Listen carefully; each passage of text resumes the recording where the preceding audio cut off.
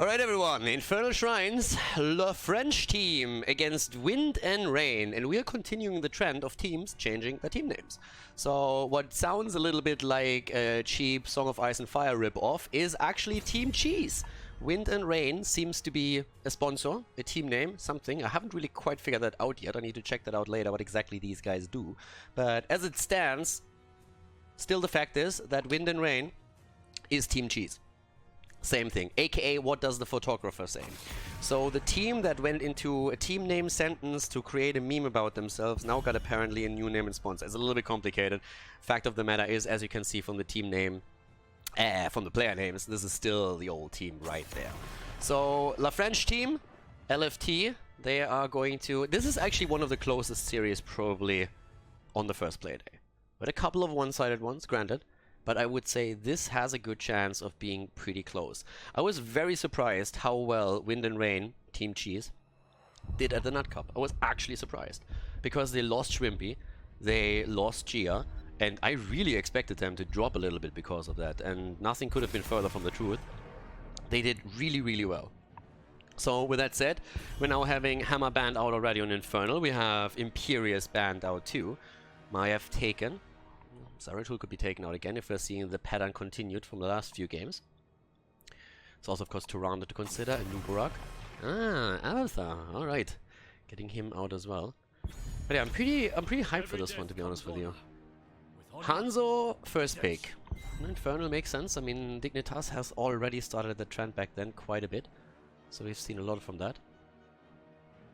And I'm personally just super interested to see, especially also how the French team here is gonna do. Jaina and Garrosh early on again. I guess they're playing with a sub here today, or at least with a Smurf account. At least I don't have any idea who Beyonce is. At least not the one that we're having in this game. But yeah, this should be a good one. I'm gonna still have to adjust to Wind and Rain here. It was kind of fun to always like toy with a team named Cheese a little bit. But Wind and Rain sounds like there should be a couple of really, really bad puns in there as well.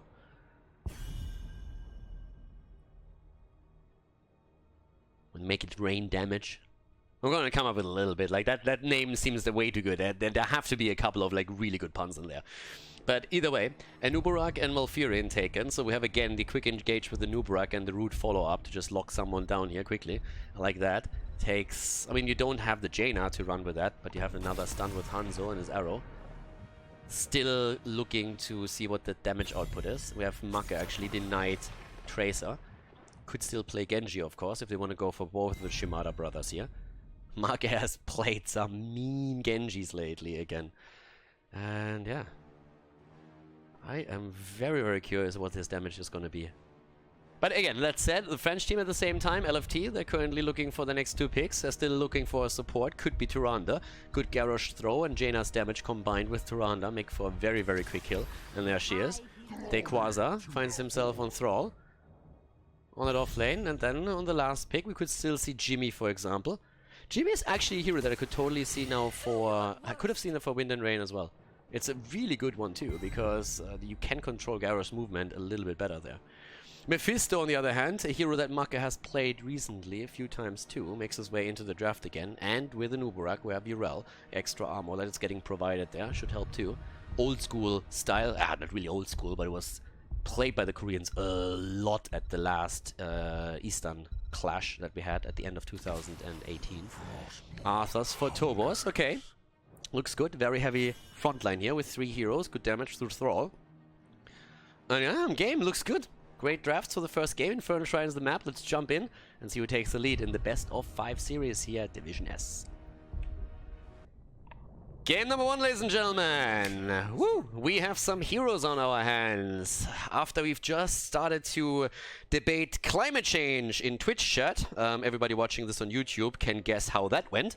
Very productive discussion. I'm very happy that the game started and we are out of the loading screen because I need a little bit of heroes to activate my brain cells again.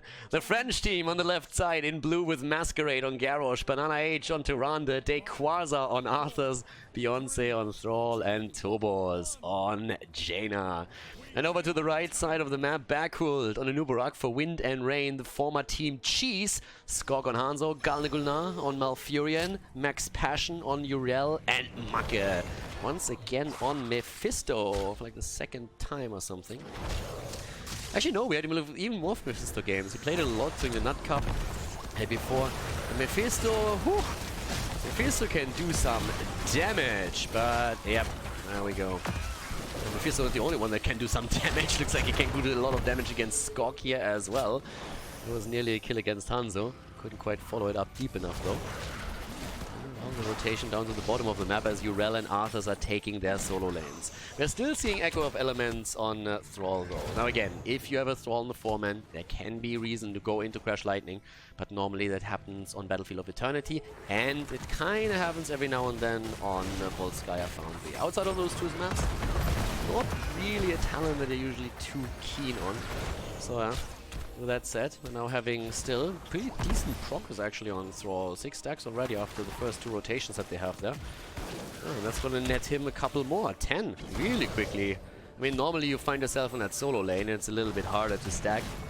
If you're of course in a rotation with an AoE damage dealer like Jaina and you time it well with her, you can get that completed really quickly. Which is pretty much what we're seeing here right now.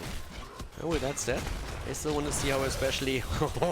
talking about Macke. I was talking about Macke and how much damage he can do here, but did you see how Masquerade nearly got him? The slow was there, he was going in for the throw. But yeah, that choke point turned out to be a little bit too dangerous. This should be a good series, seriously. I mean, no matter what the score at the end of it, this should be close games. The French team, LFT, they did pretty well in a lot of the matches that they played here. In the qualifiers for Division S, they couldn't participate in the Nut Cup. As far as I know, they didn't have time, were otherwise occupied that weekend.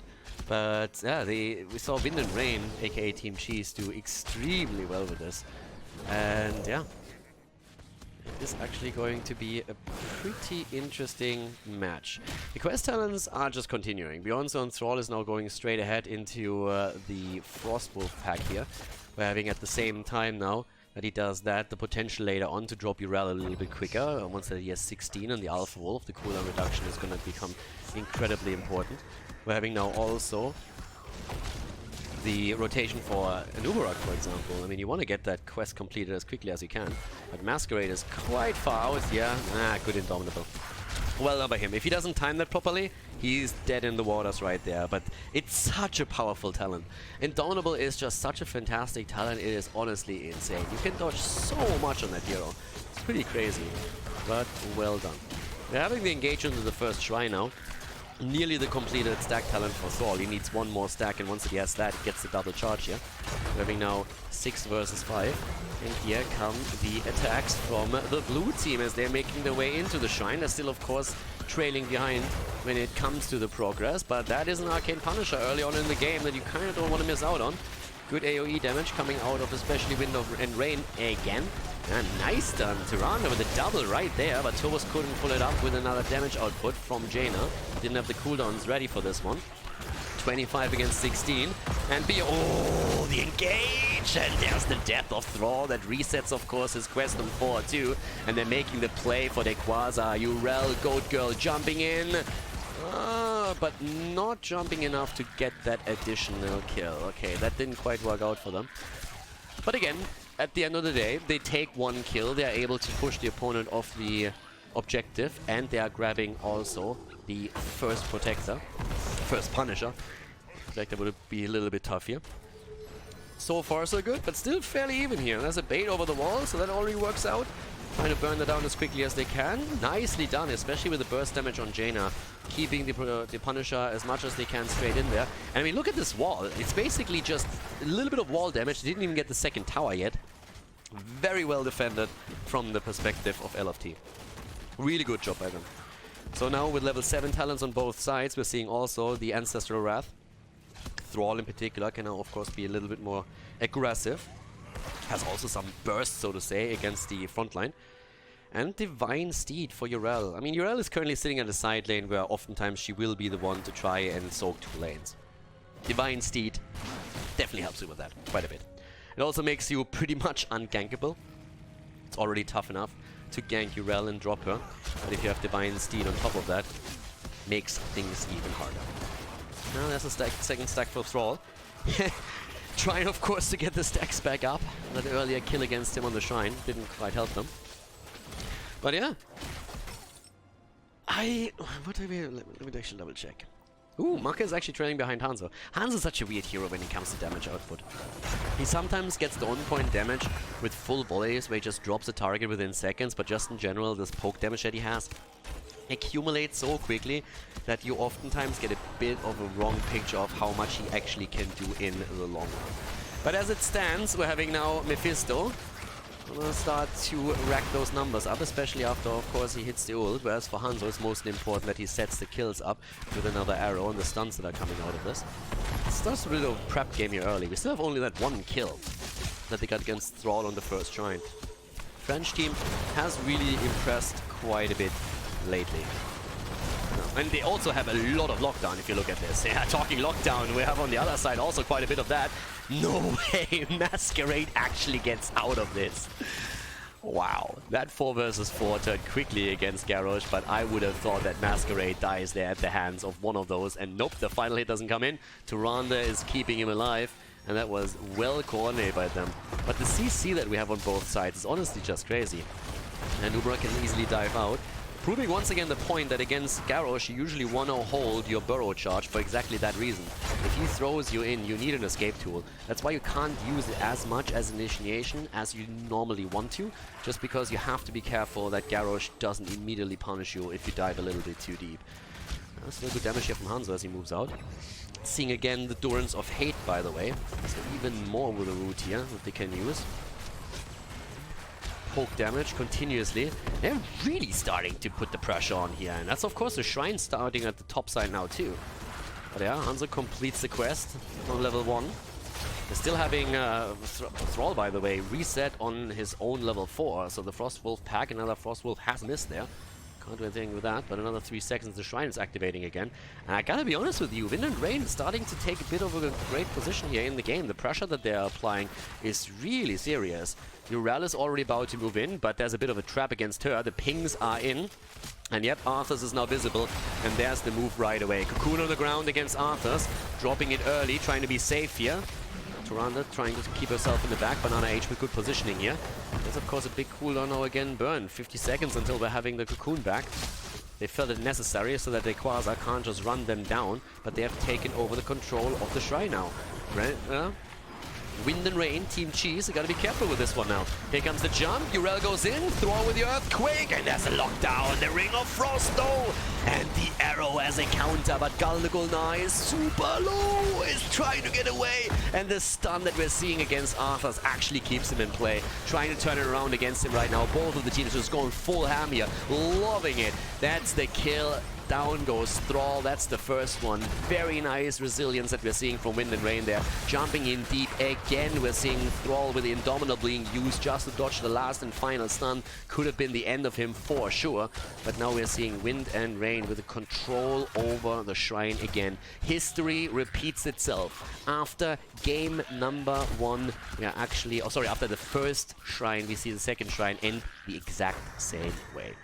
A very quick kill against one hero. Thrall in both cases has fallen, and then the immediate move onto the Shrine again and grabbing the Punisher. And that's now the second one, and now we're talking damage. The wall has already been opened up earlier, and at this point LFT has to be very, very careful. If they are going in a bit too deep right now and that Punisher stun is proc and hits hard, there will be a follow-up. Max Passion is already sitting at the side here, just saying, guys, I got this. He's just waiting for his chance to jump in and push the target back farther into the team. And you can see that LFT, they're just giving it up. They're just saying, okay, this is getting a little bit too dicey. Let's give up the fort. There's no way we can save that anyways. Let's bait the Punisher over. Go for the safe action again. Max Passion is trying to anchor a little bit at the side against Dequasar. Starts jumping in with the Punisher right now. Marker is low. Gets the damage. Dequasar on Arthas is starting to make the engage. 13 is close though. Need to be careful. Wind and Rain is soon going to have that advantage. It's not quite there yet, but it will be in just a few seconds. And Arthas is still thinking about the engage, but they're deciding against it. And I think it's a good decision too. That 13 would have been ready, and you kind of don't want them to have such a big power spike before you're heading into that battle. You don't want to force that on an advantage that they have. So with that, we're currently having the immediate moves onto the camps again, trying to capitalize on that advantage a little bit. Masquerade, as the damage has to top the Indomitable. And that's the camp taken. It's also another cooldown, of course, burned on the side of LFT. Arthas is still sitting at the top side, trying to get the experience here, trying to keep him out of sight. Urella so far not chosen the 13, but in terms of damage, as you can see here, we're having Hanzo topping it all once more, but also 24,000 marker. Ain't too bad either. He's getting good damage out with Mephisto here. Like, really good damage. And they're pressuring again. They're 5-manning in the middle right now. The arrow goes far. Doesn't hit anything. They're trying to go for... Oh, the cocoon! Here comes the quick Ring of Frost, but Jaina is in trouble. Jaina in trouble, and she's not the only one. We have Khaldor now on his Malfurion getting walked down again by the Quasar. Arthas had such a hard-on for Mal. It's not even funny. Mephisto dies first, but still... Malfurion follows shortly after, and that's the double kill that LFT needed here. The rest of the team is just trying to get away, but that was a really good fight for LFT. They get the kill against Mephisto, and then they drop Malfurion as well. And Arthas is just doing nothing else than focus on Malfurion in most of these fights. I mean, 2 fights right now, he's just trying to walk him into the ground and get the kill there. And every time they force Khaldor into the immediate tranquility and just trying to get out of harm's way, and it's super difficult for them. Max Passion attacked, stun goes far though, misses this time. Backhool still thinking about an engage. Mephisto is back and so is Malfurion, but they still have to transition bot side. Not going for that immediately. And top lane gets pushed out. Structural advantage, of course. I mean, still goes to Wind and Rain. Max Passion has now rotated back over to get the experience back, because LFT is not only closing the gap, they have actually taken a slight lead in experience even at times, depending on who pushes the next wave out here. There's another camp up for the taking, and everybody is centering around at the bottom map. Those Ring of Frosts are getting really nasty. They're really getting dangerous. The follow-up is usually there, and it's basically Team Frost and Team CC that we are seeing on the side of the French team. Currently, we have the Taunt on Garrosh coming out. You have the slows from Arthas, Frozen's Waste. Then, of course, Jaina herself. And it's getting spicy here. I mean, we are heading into another objective. Tiny leading experience now for Wind and Rain. There's the invade against Malf. And wow, he actually gets dodged. Macke intercepts here quickly, offers himself up as a target, and that's an important one. Again, Indomitable was being burned here by Masquerade. Won't have it available for the upcoming 50-40 seconds here as we're going into the shrine again, and that's a big one to lose out here. If he gets CC'd this time, he's going to be in a lot more trouble, but of course they still have to Randa with the Celestial Attunement as we have the shrine being fought over. Yeah, but look at that experience bar. 16 any moment now for Wind and Rain. It's a tiny advantage that they have, but that advantage comes at the perfect moment in time. LFT needs to be so careful around this right now. They're already moving back. And look at this. Beetlejuice has been taken here. Okay. Beetles everywhere. No epicenter for Nuburak. That's an interesting choice. I gotta admit that I cannot remember when I've last seen this talent. Epicenter is such a fantastic talent that very few Nuburaks will be willing to give that one up. Again, mid lane is of course going to get destroyed. That fort is a goner. Second one to be taken down, which is going to increase the experience lead that Wind and Rain has. It's going to be an important advantage to have as the game continues. Question, of course, is only how much more can they get. Vision is already provided by Hanzo. As an immediate jump, Macke goes in too. And they're focusing him really, really well. But Masquerade gets also pretty much bodied and has to tap the fountain here pretty early. Making the play around Mephisto again. Good damage onto the keep. Doubtful, though, that they can take the entire thing. 16 is ready on both sides now. And that brings us... Yeah, throw Arthas in, exactly. Nice dodge by Hanzo. That was actually important. Look at Max Passion, by the way. Still waiting to see if he can get something. Alright, they go for Thrall, and that should be a kill right there. Yes, Thrall goes down, gets bodied. Masquerade also dying. The Ring of Frost with a beautiful connect, but there's no follow-up. There's not enough damage. Arthas is exposed, and he will fall as well. Arthur's down, and with that triple kill, that keep is wide open right now. Wide open. The French team in full defense mode at this point. A second ago, they were trying to look for the attack, but now we have Wind and Rain going in. They make that damage rain as the wind is blowing into the face of the French team, and even the core is being considered here for a second. They're trying to get the kill against Jaina instead. Oh, and it's getting close. Topos! Barely gets out. Banana Age is also on the run. Both of them so close to dying, but it's not really happening here. Wind and Rain is moving back, dodging out for now. But of course, the attempt to make sure that they're getting that lead even. I mean, you kind of want to build on that lead. You want to get that level 20 for the next Shrine fight. That's the idea here. In an ideal scenario, you would have liked to go for the core. But with both Jaina and Tyrande escaping the way that they did, you have to make sure that you're making the play somewhere else on the map. And they still can take the bottom fort here. I mean, they're only a level ahead, but that's additional structures that you can take as long as your opponent doesn't defend. So, well, right now. So let me look at another time at the damage output. 41,000 for Marker. Still roughly on par with Jaina. Is it me, or is this Quasar just intimidating on Arthas? Yes, he fell in the last fight, but the entire time when we see him moving in, if I'm a Furion, I'm just shitting my pants constantly.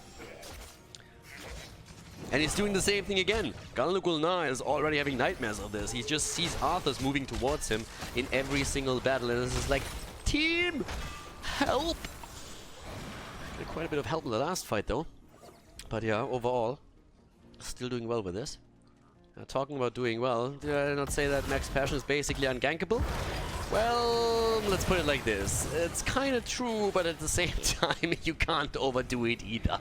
Taunt comes in and the lockdown as well. Obviously, there's a trade-off, since at the bottom of the map it means that the fort falls.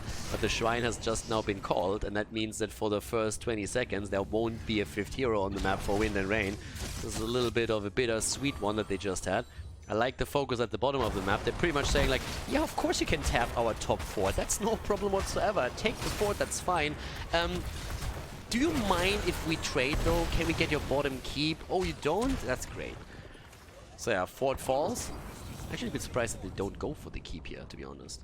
I guess they're just figuring that they have to make the rotation topside, because of course if you give that up, if you give that Punisher up, there's a chance that you get that you lose your keep, and maybe you lose even the core if you lose the fight. But they still have level 20 now, and they want to force the battle around that. They're still having to wait for Urel, but they're so slow on this. I don't think they can fight for this at all. I honestly think they should have taken the keep at the bottom lane. Yeah, they're losing out on that one way or another. There's no way they're gonna fight back on this. And going in now with only 4 heroes, even with level 20 advantage, probably not the best move. So, bot keep was pretty much a freebie. Could have just gone for bot keep and then Hearthstone back, and they didn't. Now they have to defend anyways, but they have 20. They have 20. But still, that was a bit of a opportunity they just gave up upon, and it didn't give them anything else. But I think the original thought process was that they were hoping to still fight over the Punisher, which at the end of the day didn't really work out for them. Yeah, Mark again with the damage right there. And obviously the Punisher gets now burned down, and if they continue that path, they might even be able to save the keep, to be honest with you. There's catapults on the core, by the way, through the mid lane. Shouldn't really amount to much, but still noteworthy here. Yeah, there's the arrow hitting 2, and the Ring of Frost connecting with 2, but is that going to be enough? The kill against the Nubarak. LFT making their plays, and Arthas is again on Malfurion, and the Punisher is jumping in too. Malfurion getting wrecked, and now he's just walking Market down. Quasar is an absolute nightmare on that hero. Jaina is dead, at least 1 kill, but Marker is going to fall eventually. There comes the kill. Masquerade is still falling as well, and that makes it pretty much impossible for LFT to end the game, and I think this is what Wind and Rain was probably worried about the most. But it's 20 versus 20. Max Passion with a quick tap. Hanzo down, so is Tyrande, and it's still continuing, but that keep topside has now fallen. Structural advantage nearly gone for Wind and Rain. Max Passion is still there, but the only thing that he can save is that core. It's a crazy game here, to be honest with you. It's a pretty sick one. Arthur's is only 27,000 damage, but damn, is he wreaking havoc in that backline. I mean, Jesus, calm down, buddy. The damage here through the middle hasn't really been significant from at this point. But yeah, now just imagine how this would look if they had taken down the bottom keep at least. That would be a 1 keep advantage for them. But as it stands, it's 8 kills against 7. Hanzo with 70,000 damage. We're having Mephisto and Jaina both looking at 50 plus. But yeah, damn son, I mean, this game is getting a lot closer than it looked at the start. And it's exactly what we expected, right? It's exactly what we talked about earlier. LFT with a really, really cool setup here against Wind and Rain, the former Team Cheese. It comes down to the next Punisher pretty much. It's a bot lane Punisher, so... I mean, let's put it like this. If Wind and Rain wins it, the game should be over. Bottom keep has already taken 50% damage. You don't have a mid keep to bait it into. If the French team takes it, on the other hand, then you have still a chance to delay the game a little bit longer, since there's still a bottom fort that has to be considered as well. There's a couple of things that definitely have to be taken into consideration when we're talking about the impact of the next one. But obviously, you're looking at a team fight win. I mean, if you win, for example, a 5-man right now, get a 5-man wipe with a good setup, you can just simply go through the mid lane or top lane and end the game. Duh. But still. I like that it's getting to that point. I really like it. It was a good turnaround. The French team always able to impress with these moves. Now that they're defending the top side, we could actually still see that bottom keep taken now. With a Nubarak to soak a couple of those hits with the Beatles. I mean, yeah. Yep, that's exactly what we're seeing. They're moving in. Urel is currently anchoring the side. They're getting a little bit of damage in, not too much. Nubarak has to be very careful of that taunt though. He might have stayed too long.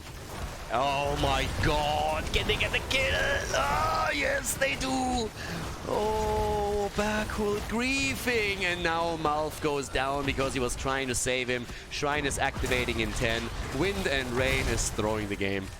They're absolutely throwing the game here. 3 heroes down. They're going to lose Hanzo too. And that should be game. Unbelievable. They have Urel sitting at the flank, making sure she has vision, and they stay too long. Nubarak underestimates the situation completely, gets bodied. Malfurion moves back, trying to save him somehow, then dies shortly after. What a throw by them here. Could have sacrificed the cocoon too, but nope, that was a horrible decision making there towards the end.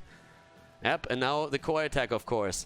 The French team wants to end it right now. They're starting to move in, and it is only Rel. No one else to defend. And Nubarak is going to be back in 8, but that's not going to be enough. Urel is down, disappears off the map, and LFT, they take the lead in the best of 5 series here in Division S against Wind and Rain, the former Team Cheese, out-cheesing themselves. In Rain, it hailed, and it hailed right into their face. GG, and well played.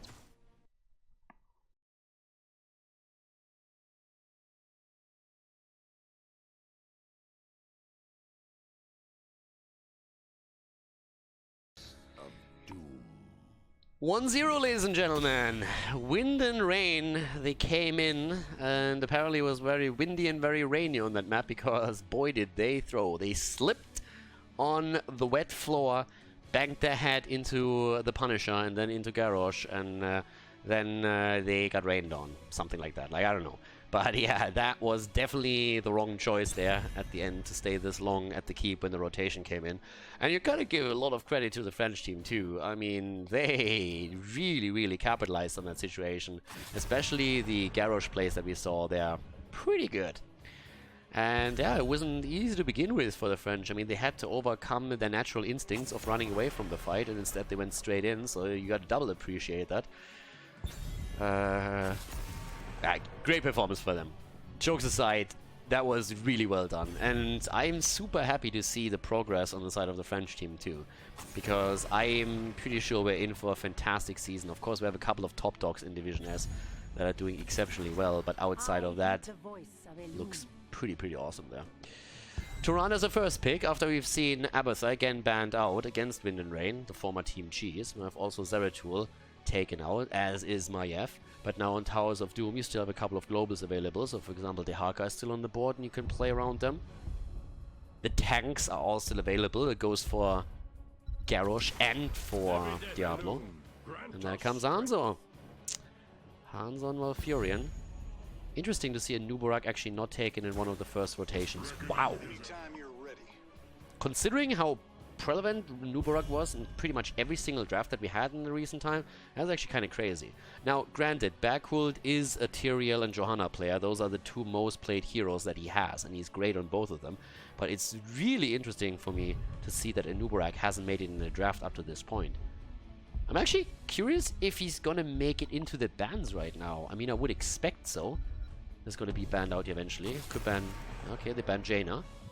Fair enough, if you don't want to pick her for yourself. Could have seen a ban on Blaze. Every single time I see Tyrael, I immediately go to, yeah, Bunker and Sanctification.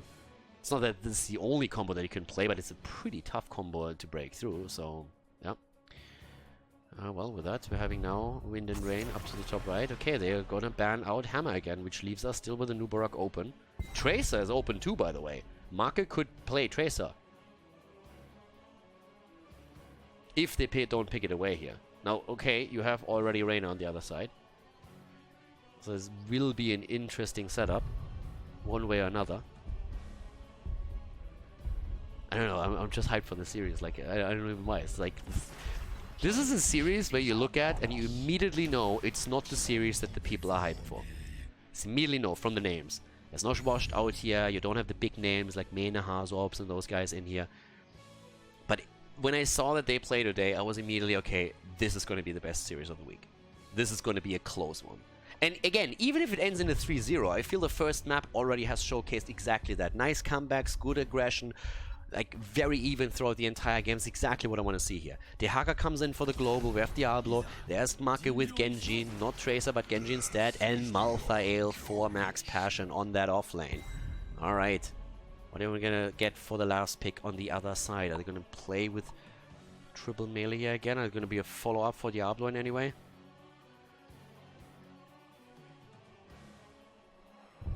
Come on, guys. A little bit more damage is needed. There can be a melee character if you really want to. Could even go for the rat here if they want.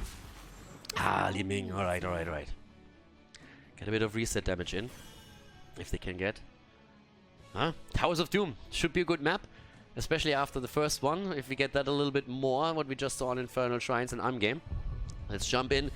Infernal Shrines was map number 1. Now the second, Towers of Doom. Let's hit it, boys. Game 2 coming up right now. Game number 2. Towers of Doom, ladies and gentlemen. Banana H on Malfurion. On the left side, Masquerade on Diablo. Dequaza on Dehaka Shakalaka. We have Beyonce on Hanzo. And Tobos on Li Ming. On the right side of the map, Berghult on Tyrael this time, Galgulnar on Turanda. We're seeing Max Passion on Malthael, Skog on Reyna, and Make on Genji. Alright, count me in. I am hyped for this one. Seriously, I want to see what's happening now. Are we going to get the 2-0 lead for Frenchies? Are the Baguettes going to claim this one? Or are the Meatballs coming back into this? Berghult already a little bit cocky here. He rides around on the yellow one, on the golden one. And yeah, there's a big brawl in the middle. I love the Dehaka factor again. Dequaza has done a great job in the last game. I mean, it's not like he alone won the match or anything. I mean, far from it. This was a fantastic team effort. But I gotta say that his Arthur's performance was very, very solid here. And now that we're seeing that, the big question, of course, just is the Dehaka performance that we're going to have here now on the same level, or is this going to be a little bit different? So, with this, we're going to have to watch out for that battle at the top lane. Actually, Li Ming is currently sitting in the middle here. Genji already in the bush, just waiting to see if he has a kill opportunity at any point. But Li Ming is playing it fairly safe, not exposing herself in any way. Especially not indecently. That would be bad. Max Passion. Dequaza not quite connecting this one. We got close for a moment there. Okay.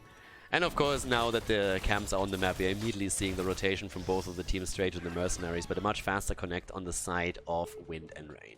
Now that Berghult is on Tyrael again, this could be actually really dicey. His Tyrael performance is very, very good. Big engage here already. Tobos coming in from the back line. Reyna is way too far out. Way too far out. He was in a horrible spot here, and then Li Ming comes in and just shits all over him. That's never a good feeling, to tell you the truth. Very, very well done here. Good combo. And that's, of course, a kill that you just can't have at that point in time. So, a quick kill and the first one. Now, Frenchies, they are playing fantastic. Gotta love this performance here so far. Very, very great setup by them. Now, top lane, Dequaza in the meantime has also made sure that they're still getting the experience on the solo lane. Bottom of the map is where most of the action happens, obviously. Nice stun here. Look at that. Okay, Wind and Rain starting to come in and showcasing that they're not just going to be simply taken apart by their opponents here, that they're definitely still having a couple of teeth left to grind them down. I like that. Was well executed. Was a fantastic stun, by the way, by Khaldor too. Right into the path of Diablo, the good follow-up that we had shortly after. Very, very well done here. So up to the top now. Triple altar, of course. Usually you have the even exchange between the top two before we're heading into the fight over the third one at the bottom of the map. Would expect the same thing here, to be honest with you. A bit of a trap set up, but Li Ming is already heading back, so that's not going to happen. Masquerade nearly walked into it just as the vision came through in the mid lane. So yeah, Diablo is still sitting here saying like, okay, let's calm down. But yep, now that we have the double, Maki goes for the interrupt. Maki goes for the interrupt. We still have the fight at the bottom. Max Passion has this one zoned through. Okay, this is going to become interesting. They're trying to get close enough to Banana H. Could be a stun out there. Up at the top, we're now having Maka still trying to delay this for as long as he can, which turns us into a 4 versus 3. And Banana H is super low. There's the channel, as Khaldor is going to get this one easily. So a 2-for-1 trade in favor of Wind and Rain, thanks to Marcus' delay tactics at the top left, which forced Tobos to help out instead of fighting a 4 versus 4 down at the bottom of the map. Well done here. Good job. That was actually well coordinated. And it's a small advantage, but I mean, everything counts at this point. And talking about advantages, Dequaza has to use his trade here. Gets the essence sucked out as he is getting focused by Maka. And Maka, I mean, Genji is one of his trademark heroes. He played in HDC a lot around Genji. He played a lot with Tracer.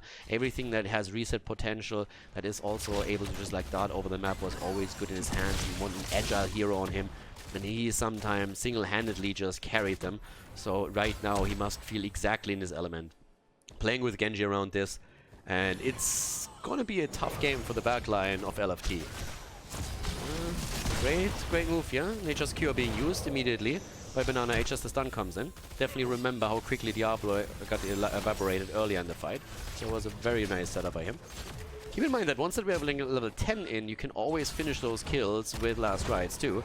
Marker gets pushed, but there's no wall stun. Doesn't panic at all. Still sitting there. Trying to jump out. Ooh, jumps straight onto Tobos though, and that's the end of him. Yeah, couldn't of course see that. Had no vision on Li Ming, didn't really anticipate her to be there. So Maka in his escapes jumps right into the fire and gets taken out there. Tobos is saying like, well, thank you very much for the free kill. And he takes him down immediately. A bit of damage on the rotation here against Dequaza. Actually well done by Max Passion. It's fairly even here. Still, the double camp that was not stolen at the bottom of the map, that was a big... Skogi gets body blocked here. The root doesn't connect though. And another stun comes out from Khaldor. As Li Ming connects here again. Backhul jumps in, wants to interrupt. Tries to look if he can maybe body block Diablo here too. In comes Max Passion as well. They're trying to get the kills in. And Masquerade is low. There they go for Nulf. Oh, Banana H able to get out. Wow. Able to escape with all of them. But of course it's tricky for them to move into the objective now. And Max Passion channels it through. Job well done. Another one secured. Yeah. 28 against 36 points right now.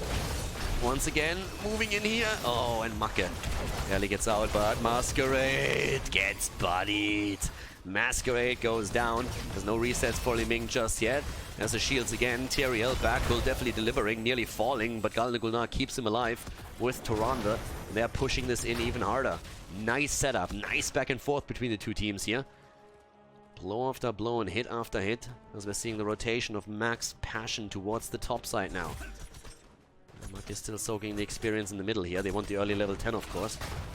But LFT is close enough that it shouldn't really matter too much. And Diablo is starting to sneak around here. He's going to be the one to watch out for. There's no vision on Diablo right now from the perspective of Wind and Rain, so they're going to try and be a bit careful around this. And in comes the Sanctification. Bot lane, mainly focused. Diablo's there finally. 10 on both sides. Apocalypse. Gets the arrow. Pretty much what you would expect here. Maybe with the one difference that we're actually not seeing Tranquility. Backhul gets away again. But yeah, instead of Tranquility, we're actually looking at this time at the Twilight Dream again. So a good combo setup with the Twilight Dream could absolutely wreck Genji, of course, in particular, but pretty much everyone else too. If you get the interrupt to that against the Sanctification, can win you the team fight right there. And very close still. Pretty much like the first game. Really close. This, on the other hand, is also getting close, and... Why the fuck didn't he lose last rights? I guess he couldn't bait the cooldowns out yet? Alright, seems like the Haga was able to hold the cooldown back the entire time, so that last rights could have been negated. And he was just making sure that that's not the case. Didn't follow the... Jesus, calm down. Oh, Li Ming. Arrow into Apocalypse. Holy cow. Li Ming, calm down. Oh god, the French team unleashed. The French team unleashed. Damn, that came flying, that damage. That was insane. The baguettes are just shotting it down the throat of Wind and Rain here. And they're carrying the momentum straight into the bell tower. Well done here. That was well coordinated, and what a lead through that now. It was absolutely crazy. I mean, the big fight went down at the bottom, and then they get the immediate bell tower. If they can keep everybody alive as the fight comes in now, that'll be all they need. Tobos is low though, and this time, Malthael still not going for the kill attempt here. Tobos had too much HP. Didn't really believe they could get the kill with the last right, so he still holds it back. Wind and Rain. They need to be careful. I mean, not only did they lose control, yet at the same time they look top lane, and there's still the Haka who can burrow in now easily. They fight underneath the bell tower. The Haka could come in. Should have the global ready, but yeah, they should really fight here. Big arrow coming in again. There's the Haka. Sanctification has been used now too. The Quasar is looking for the engage, but doesn't find it here. But boy, Wind and Rain forcing fight here. Talon down underneath the bell tower. Whew. Certainly unexpected, but that can backfire pretty quickly. They're throwing a fire here. The rotation to the top side has started. Max Passion is getting the experience again for them. Mid lane is where the Haka is making his play, but still, double shrine on the map now, and with 5 against 3 bell towers under the control in favor of the French team, we could now totally see them taking a massive dump on the hit points on the core of Wind and Rain. Well, they're trying to get the kill again. Trying to make the rotation. It's really tricky for them to also access, especially the bottom altar. Both of the bell towers taken to the left and the right. You can't really get there, and even if you do, you don't have a retreat point. That's why Malfurion is honestly getting a free channel, and they just have to make the play for this one. Nice orb against, shot out. Big shots coming in. Big shots. Also a couple of the mercenaries actually making their way through, putting the core down to 24 already. Nice wall stun. Good play against Marke. He barely gets out, but the drag connects against Tyrael. Backhult gets dropped by Li Ming. Down goes Genji. Tyrande falls too, and oh my god. The French team is absolutely murdering them. An entire team wipe as the French team is getting completely bananas here. And they're taking all of them out. Damn, that was insane. These guys are killing it here. This is looking absolutely fantastic. Great performance by them though so far. Absolutely love what they're pulling off. So well coordinated there, and every single kill just on point. 19 against 28 points on the core now. Still up at the top side. Quasar immediately rotating back, taking the off lane. 2 levels ahead for them right now. They won 16. They're still defending the bot lane. They have another 3 of the pumpkins starting to walk over. And if they can escort some through, that would of course be the dream here. They're already attempting to make the play for Skog again, but this time Malfurion's setup wasn't quite where it had to be. This Malthael, by the way, doesn't get anything done here in terms of his stacks on the ult. Doesn't have a single one yet. Haven't even seen him use the ult again against the earlier play when we saw him try and use it against the Haka. The Haka probably still had burrow up. Yep, there's another shot fired right there. But in this particular setup, it's starting to become dicey. Alright, Beyonce takes a lot of damage. Ooh, Skog gets a lot of free damage in. Whew. Yeah, they're trying to get the kill. Nice! Good penetrating round against Diablo. Control the movement here as much as he can. Still seeing the double altars popping up at the top lane next. Down on the bottom of the map, though, it's still a 3 versus 4. You can't break through that. 16 talents are in now, too. Elongated Tongue is, for example, already there. I like that they're attempting to make the play for the top bell tower here. They're at least trying to get a bit of an equilibrium in numbers of bell towers created. It's not really happening just yet, though. And of course, with level 16, the question is, are they making the play for both of the altars, or are they just going to go for an even trade? That's the big one right now. I mean, both of the teams are already going for the setup. It's a triple altar phase 2. So we're having at the bottom of the map, Beyoncé going for the channel. And up at the top, as one. Muck is going to get this one through. There's the interrupt on the other hand. Yep, they're fighting for it. Despite the level 16, they want to go for the Quasar. They want to go for the Haka. They can't get him. Arrow wide and far, but this is like... Malthael just gets wrecked. Guys, we're looking at 12 kills against 2. 12 kills against 2. It's a 2-for-1 trade in altars, and that of course means 10 shots against only 3. Another big 5 coming in hitting as we're going down to the single digits on the side of Wind and Rain. 7 left for them, and the continuous control on the bot side is allowing the blue team to get one mercenary camp after another. What a great performance here by them. Really, really well done at this point. Nice charge onto the Banshee, by the way, trying to get close enough to get another dominance in there. Especially now with the level 16 talent, with the domination. Super important here. Can get that over power connected. The Haga still with the leading experience. And yep, there's another 2 shots fired. Puts them down to 4. Actually, I got all 3 in, not only 2. With that, we're diving them down to 4, which means 1 altar is pretty much all you need. 1 boss is all you need. You win a team fight right now and the game's over. Wind and Rain is with their back to the wall at this point. They got slammed. They got absolutely murdered so far. It's like, it's honestly like the French team brought an umbrella or something. They're countering everything here. Well, Marke, that might actually be the end of Masquerade. It's a little bit too far. Arrow, Apocalypse. Oh, underneath the bell tower. They're trying to get the kill.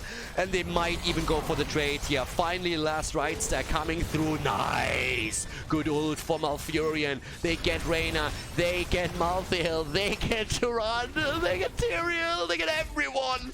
Marke tries to escape, but it's another team wipe. And that's game. That's game right there. You can't do anything anymore. That wave is going to clear it out. That's 3 shots right there. The altars are spawning at the top. And ladies and gentlemen, that is it. That's gonna be game already. The shots fired down here. They connect, and we now have the channel on the side of Hanzo and on the right side too. That is amazing play here by the French team. Really well done by them, and a well-deserved victory as they are taking a 2-0 lead in the best of 5 series here at Division S against Wind and Rain. GG and well played.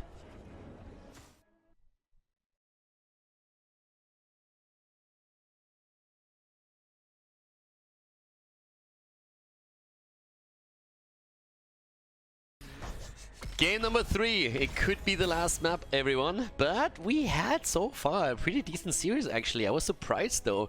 The French team coming out swinging in game number 2 and absolutely bodying Wind and Rain there towards the end.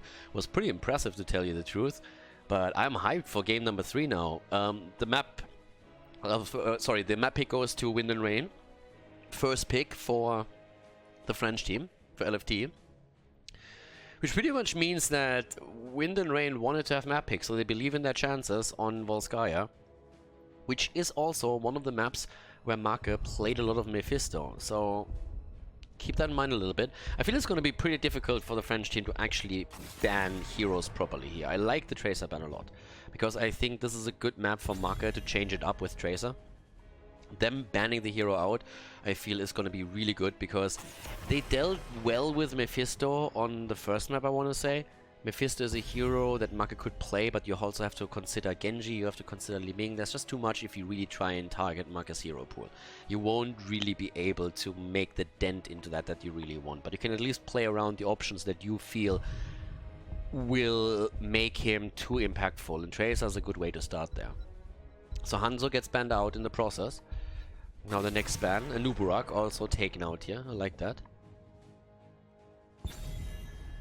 But this is really the big one. I mean, right now, Wind and Rain, especially when you just got a sponsor, you obviously want to present yourself a little bit better than what's happening here right now. In game number 1, they pretty much had it in the back, and then they threw. Game number 2, on the other hand, really showed great coordination from the French team and showed also an insane amount of progress that we have on their end. So they really impressed here, and now they get a Maiev first pick. Keep in mind that Maiev and Zeratul were pretty much banned out in most of the games that we've seen so far. And this time we have that immediate Maiev pick here, whereas Garrosh and Malfurion make it into the first rotation for Wind and Rain. So now we have Backhold on that. Frontline is going to be interesting. What are we going to see from the French team here? We're going to see a Johanna maybe. Diablo's banned out, so is Anubarak, so Johanna would actually be pretty decent. A lot of other options too. But there comes Ana and Jaina. Alright. Great engage from Maiev. Can put the cage down. You have the tether. Can tether straight into the Blizzard. And you have Banana Age with Ana. Coincidence? I don't think so. Yeah, have that in a setup where they can actually start to really drop the damage output with the nano boost then later on. That was a great start actually in the draft here, and it's a pretty scary start too. Muradin gets banned. That is an interesting ban. I mean, yes, the stun's okay. I could have totally seen them ban even Johanna if they want to focus on the front line. I like the setup with Sergeant Hammer, and he gets banned out. Leaves still good heroes for Maken, no doubt about that. Genji, Li Ming are both still out there. Yeah, Li Ming is taken. So is Phoenix, okay. I see him actually making a bit of a comeback there. But I would say that we're going to see Johanna taken on the other side now. And I'm a little bit surprised that they banned Muradin over Johanna. Now, Muradin is great for the setups here. Of course, when you hit the Stormbolt, you have the Sleep Dart available with Ana, vice versa. You have Jada's damage, you have Maiev with the tether. But if you think about Johanna, you have not only the Condemned to suck people in, but also later on the Divine Shield. Still some other options around too. I like the Blaze and I like the Teriel. That combo, as I said in game 2, is so powerful. Sanctification plus Bunker on the ground is really fantastic if you're trying to get zone control. And that's exactly what you're trying to get on Volskaya. I love that they go for that play. Especially since Blaze can also set up a lot of the kills after good tether with the jet propulsion. Strong draft here, I like it. Wind and Rain respond with a Thrall on the last spot. And guys, let's go straight in. This could be the last map, Volskaya Foundry, coming up right now. Volskaya Foundry, the 2-0 lead in the best of 5 here at Division S for the French team. Wind and Rain, they need 3 in a row if they want to win the series. But even winning a map or 2 would already help them with the standings in mind, of course. So now we have on the left side, Masquerade. On Tyrael, we're seeing Banana H. On Ana, we have Beyonce on Maiev. Quasar on Blaze, and Tobos on Jaina. On the right side of the map, Wind and Rain though, with Backhold on Garrosh, Max Passion. That's going for Thrall here. We have Galnagulnar on Malfurion, Skog on Phoenix, and Make on Li Ming. It's the resets, baby. He needs them, and he needs them quickly. The Bonds of Justice on the other side. That's what we're currently seeing here for Maiev on the first pick. Trying to focus on the tethers in this case. Trying to set up Blaze for the jet propulsion. Trying to set up Jaina for the damage. So yeah. This is a tough one for Wind and Rain. I didn't expect them to be 0-2 at this point. Especially not after the performance to pretty much all of game 1. But then that problem at the end, maybe also putting a bit of a dent in their confidence, and all of a sudden, we're having them coming back with a lot of confidence here. Quasar is going to fall. The question is just how long is it going to take them, but eventually they're able to take him down. Blaze can't deal with the rotation. Backhold in this case with a good throw, and he has no chance of escape there anymore. Obviously, they are able to rotate heroes down to at least make sure they don't lose out on any of the lane experience, so that works for them. But yeah, pretty decent setup here. It was a good start into the game for sure. Gives them a little bit of momentum here. Turret is taken. We're seeing the same on the other side. They could have actually tried and invade that even. But yeah, Blaze is already there. Turret was already on the way too. So, maybe this is the game. Maybe this is the comeback for Wind and Rain. Maybe they're going to start here. Already, we're having Wind and Rain going for the item up at the top. Very quick rotation towards it. Very quick grab. And the lead in this particular game thanks to the item advantage that they will have for the first objective. So far, so good. It's a good start for them. Great start, actually. 1 kill, a little bit of a lead in experience. They get the item too. And then making the play again. Dequaza. Nicely done. Sees Garrosh riding in and immediately like, hell no. And moves out. Good job by him.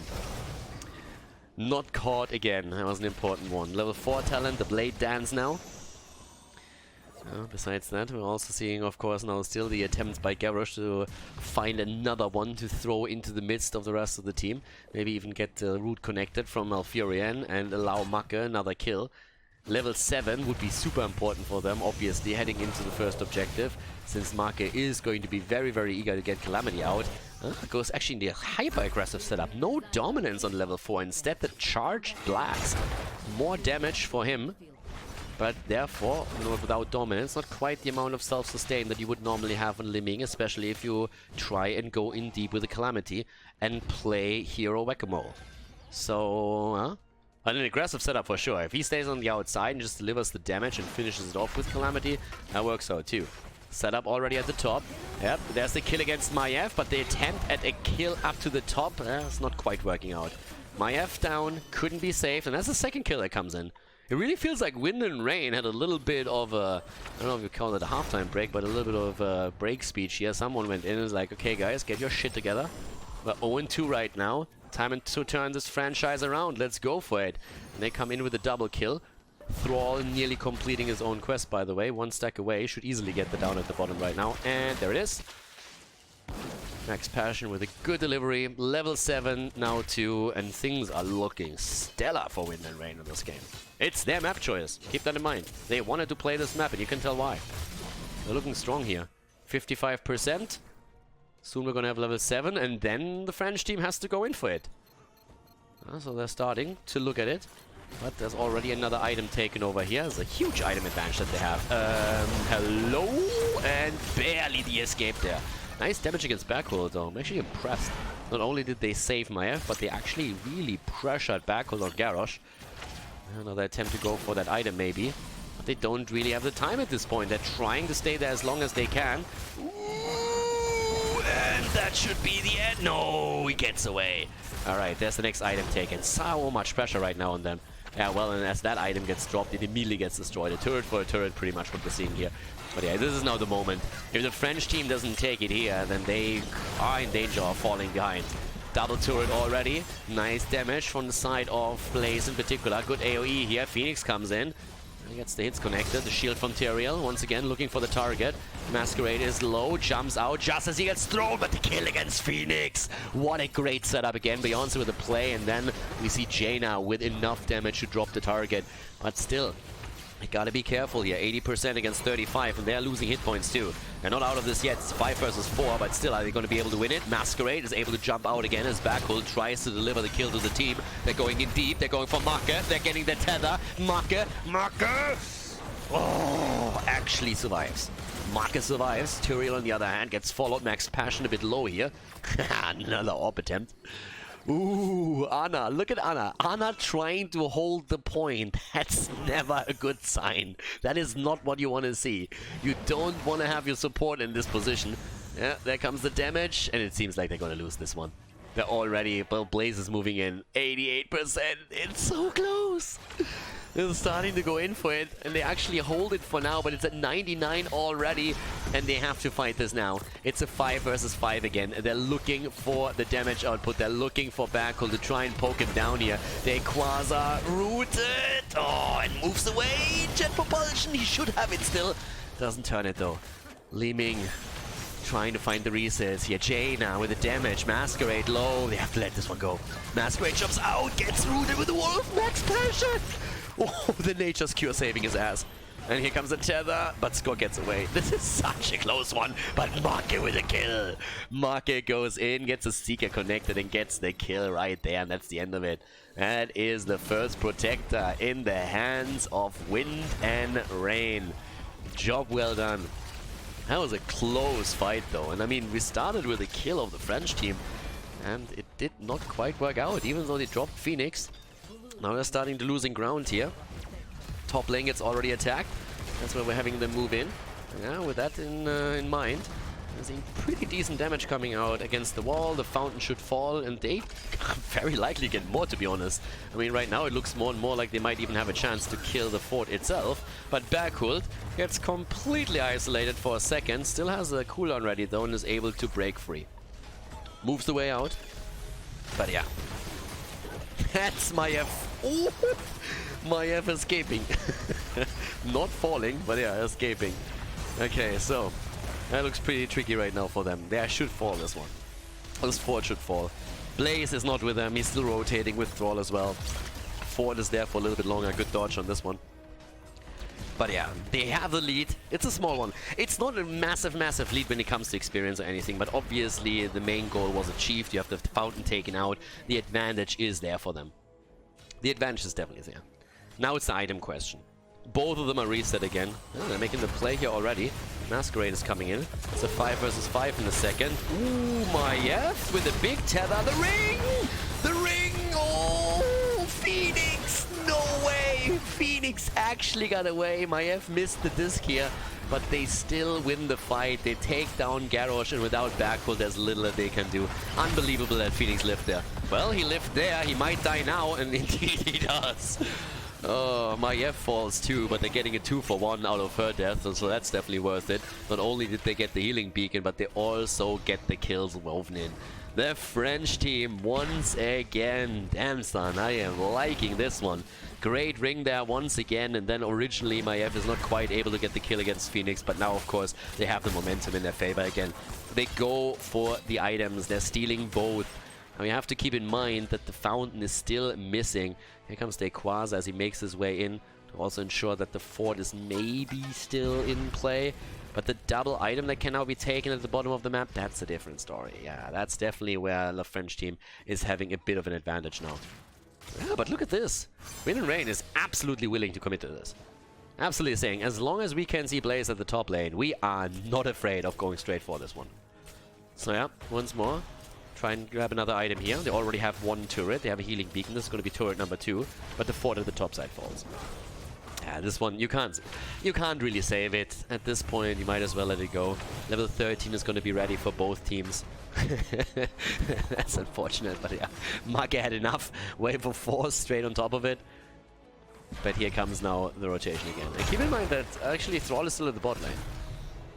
There's a connect. They have a good chance here. So we pretty much have no fountain at the top lane for the French team, but we still have them with an item advantage. And it's not a small one either. We're not talking about 1 item against 2, we're talking 3 against 0. So this is actually pretty significant. And with the level 10 abilities now in, with 13 on both sides, this is gonna become a very, very different fight now. The setup is much stronger for the French team when it comes to burst damage, and it has to be mitigated somehow. Especially since Bunker is now on the ground, it's much harder to actually kill someone. Bunker and Sanctification are the combo to keep a team alive. This is why in 2018 in Katowice, we've seen ADRD and Mopsio's team do so incredibly well because of this combo, and it became a staple in HGC. Became an absolute staple at the front line. Dignitas copied it for a long time. The Zealots did fantastic with it from tournament to tournament. Can they pull it off? Comes the throw. They're going for the insta-kill. Ooh, the taunt! And that might be enough, and it is. He doesn't get the Sank through. Perfect kill. Perfect kill. Couldn't be any better. Now they're gonna get the fight later on. They didn't use any cooldowns here, so they're gonna get the fight, but that was beautiful from Wind and Rain. Beautiful play from him. The taunt comes in, and yes, they still can fight for it. Monster Tyrell is back. But that was the decision here. I think he could have tried to go for the Sanctification, but I feel at this point they were just like, okay, screw it. Of course, 6 seconds on this one. It's a bit of a different story. Can they make the quick play here? Whoo! 51%. Tyrell is back. Have to fight for this one quickly. But it's not out of the question by any means. It's not out of the question. But one thing that it also cost them was the healing beacon, of course. The healing beacon is now in the hands of Marke. Let's not forget about that. Couldn't even get that out. No way. What a great kill here. The kills that are coming now from Wind and Rain are just beautiful. This is sexy as hell. And they're going for more. They're going for more kills here. They want more. The Ring of Frost is out. Counter kill potential is definitely there. But it's not really... they can't get it. But again, Marke with a setup, they push them into Garrosh, they get the flip, the taunt, and before you can use Bunker, Blaze is just down, and that comes just before Tyrael is back. And they're picking kill after kill right now. LFT is just not having the coordination anymore. Well, there's a Protector already on the ground, they're going for the item, but damn. Finally the wind and rain that we experienced in the qualifiers. Or especially in the Nut Cup. They're doing great here. Still, I mean, it's not this slight leading experience right now for Wind and Rain. But yeah, we're seeing them actually starting to move very, very aggressively straight into the middle here. Okay. Trying to get the hits in. Yep. Now we have it. That fort is gone. Bot lane is, of course, where you want to take down the fountain, as we said before. You prepare for the third objective. 16 talents in their hands. Still fairly even in experience, but that's going to change soon because of the passive experience lead. We have a 5 versus 5, but not really, because Ana is down as Maiev has to move topside. These flanks that we're seeing the entire time are just so fantastic. And the kill opportunities that are created by Marke and others, especially of course Garrosh here too, are insane.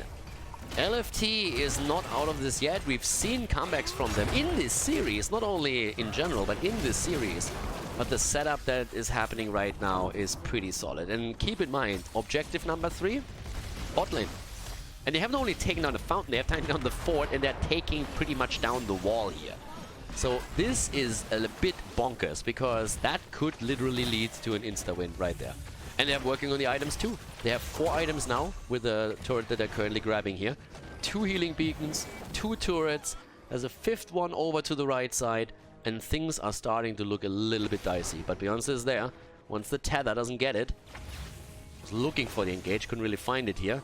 Berghult moves in from the side, they're playing around him once again. Here comes the Indomitable, the taunt against Maiev, the bunker is there, and Berghult goes down. Berghult is dead. Can they get more? The jet propulsion was beautiful, but they need more than that. The silence comes in, and another jet propulsion. Where's the tether? There it is! The kills! Li Ming and Thrall are both down. Triple kill from LFT just as they are starting to fall behind. They get the perfect setup here, and they're trying to take now the fountain down at the bot lane to at least remove the fallback option from Wind and Rain. Great setup here by them again, and LFT is back to business. They still need to win Protector number 3. They still need to win it, but that was a fantastic performance there. And only 1 item left. Only 1 item left on the side of Phoenix. He's the only one who still has one.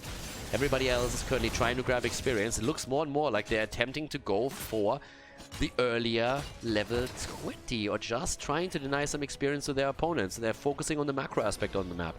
Getting another camp here, moving through the middle, also preparing, of course, for the beacon over here. But great setup here in the last fight. That was fantastic. The early kill against Garrosh in particular. Hugely important. Well, now, once again, trying to make the play for this one. We're still having everybody in a 5 versus 5 setup, so you can't just simply walk in and grab it. Yeah, this is the big one. Cooldowns aren't already yet. Again, the play against Tyrael, and he is dead. He's trying to get the trade value on the other hand. Tries to get some trade value, gets it. Counter kill, yes, no? Nope, doesn't look like it. Containment disc is out. 1 healing beacon still on Beyonce. They can move away here. As long as they keep the rest alive, they can move away. Thrall comes in. Thrall with the play. Jet propulsion away, but in comes Berghult, and they stop him cold in his tracks. You just need to make sure that they can wait for Tyrael. Cooldowns are all going to be up. Thrall used Earthquake though, and Earthquake is not going to be ready for the final fight here. Earthquake isn't going to be ready, but level 20 is now close. This is a close game once again, and you have to win this third one. Honestly, if LFT loses the third Protector, they are going to be in a world of pain. The whole bot lane has been opened up earlier. The entire bot lane. Good grab here on the item. They need to move away. They can't lose another hero here. They have to wait for Tyrael, and they do. But 20 is close. It's very close for Wind and Rain. And they have to try and soak XP themselves, and that's going to be tricky. If they can force the fight, that's a different different story. Another 40 seconds, 45 until Thrall has Earthquake back, but half a level is all that's needed, not even for Wind and Rain to get their Storm Talents. And how do you play around that? That's experience lost right there. Nobody's catching this at this point. They're trying to get a couple of points onto the board here, and they are trying with the rest of the heroes to rotate onto the lanes to get the experience. It's going to be a dicey one. There's the Storm Talent. Storm Talents are in, and they're moving back. They know this is one fight that they need. It's a fight they need, and it's a fight that they need to take. And they're trying to get the experience for the next level. They need to grab the next wave at the top lane. They need to grab the wave in the mid lane, and then they need to rotate down and just in time take that fight. And at this point, it's all or nothing. And they're going for it. They're trying to push, and they are super close to 20. They're super close to 20. They're going to the top. They're trying to break through the wall here, and they will be able to make that happen. Bot lane is attacked again, but it doesn't even matter. Even if the keep at the bot lane falls now, it doesn't matter. You just have one fight left no matter what happens here. It's your final fight. It's the one fight you get, and it's the one fight you have to take. Masquerade needs to be careful. They could try and jump him, and they're already setting up the trap here. Trap is set, and there's moving straight in. Garrosh is waiting, and there he is, and immediately the taunt, and that's the end of Tyrael, and that's the end of the game. That should be it. At this point, they need a miracle. Face checking the bush, absolutely disregarding any caution because they felt they had to rush it. He just walks straight into it, a throw, a taunt, and that's the end. Misplay of Tyrael. Nobody checks the bush, and they just blindly run through. Protector moves in, and that should be it. We were headed into a massive, massive battle, but Wind and Rain, they went for the trap, and Tyrael fell for it. Moved in straight away, and now this would be a miracle defense. If they can keep everybody alive until Tyrael comes back, maybe they have a chance, but I don't think they have any right of waiting for this. Maiev, if she falls. Ooh, what? They get the kill against Garrosh? No freaking way. Garrosh is down. A 5 versus 4 with a Protector on the map, and Garrosh is down, and Tyrael is back. They can't end. You are shitting me. They actually cannot end. The dodge! Tobos is low! Oh, and barely gets out. Blinks away. Beyonce! The beacon! The shields on Tyrael! 35 seconds. They're trying to burn it down. Masquerade! Oh! I can't believe it. I cannot believe it. They actually held. They actually held the core. It didn't even get touched. They got Garrosh. They moved in, dropped him. And that should have never happened. And with Garrosh down, all of a sudden, this is the moment where they can force a 4th Protector. Very rare that you see a 4th Protector in the first place, but they actually forced the fight. Alright. Okay. Garrosh just... yeah. That was more than unfortunate for them. This should have been the end. This should have been the end. LFT had no right to defend this. None whatsoever. But the quick and decisive move against Berghult made it possible. And now they're going for him again. Now they're trying to get the kill right there. Thrall already with the Earthquake. In comes the taunt again. And again Tyrael is dead. Tries to get the explosion value. Doesn't find it. And they're going for Dequaza. Massive jet propulsion. And they're going for Berghult, and they get the kill. These jet propulsions are just straight out of hell. But the root against Dequaza is fantastic. He's kept alive, though. They're keeping him alive. And then again, Beyonce up here to the top is a bit in trouble. Beyonce. Ooh! The kill. Alright, 2-for-1 trade. Another big attempt at going for Jaina, but she's able to get out. Yes! Even with the attempt of Phoenix to get close enough, there's too many slows available right now. Moves away, and they're on the run. And it doesn't matter at this point. It's a 4 versus 3. You can't end with this. 4 versus 3 is totally fine. So considering the circumstances, this is actually good. Keep in mind, they got the healing beacon. They actually got the healing beacon. That's important at this point. This really is. It's a 2-for-1 trade, but that's still okay. They can't end with only 4 heroes being here. But these taunts against Tyrael, you can really tell how much of a problem that is for him. It's just a throw, a stun, a taunt, and then that burst damage that comes is way too much for Tyrell to handle. He just doesn't get a sanctification through. Again, the attempt by Marke to push someone out. Oh boy. Oh boy, oh boy, oh boy. Yeah. 5 versus 5 again. Ults are ready, all of them. Next Protector is gonna spawn mid lane. They need to push out the bottom. We're 22 minutes in. That's Winions. That's Winions at this point. Whew. Guys, this is getting more than only a little bit crazy. It comes down to 1 kill. And actually, even like if you think about it, after Tyrell falls this quickly, they still were able to get the kill against Garrosh. They still killed Garrosh. They are playing this really well. LFT has a lot of cool moments here, but we are seeing so much good action for Wind and Rain as well when they get these massive insta-kills against Tyrell or other heroes here. They need to make sure that they're not falling into a trap right now. And of course, for Wind and Rain, it's super important to see if they can maybe get again that quick kill. And Berghult in particular is just prepping one after another. Every single time he gets a flip with Garrosh, they have the follow-up right there. There's a Twilight Dream. Malfurion is doing fantastic things around this. So once again, trying to go straight in for that objective. Here we are. This is the moment. Again, double check it. Yes, there we go. Check the bush. And this is going to be potentially the last fight of the game. It should be the last fight of the game. Well, actually, if the French team wins it, they might not be able to end. They haven't taken the structure down yet. Not one. Nice ice block. Dodging the entire combo. No damage on her. Alright, Garrosh still looking for the opportunity. Doesn't find it. Of course, bot lane is still pressuring. Marke is being attacked as we're seeing Tyrell jumping in deep. There comes the containment disc. Do they get the value? They try items. Oh, the Ring of Frost. Oh, Berghult is about to fall, but he survives. He actually survives. Even his escape path is blocked against the shield. Oh my god. A triple kill. Li Ming falls, but it doesn't matter anymore. You have only the tanks surviving, and they just can't do enough. Masquerade is the only survivor. They couldn't drop Garrosh. Garrosh just had too much. He got the shield in the last moment, and even that bloody bunker was absolutely sexy right in his escape path. He couldn't move away, but the Twilight Dream comes through, just silences them the entire time. And what a setup, and what an absolute fantastic comeback for Wind and Rain into this set.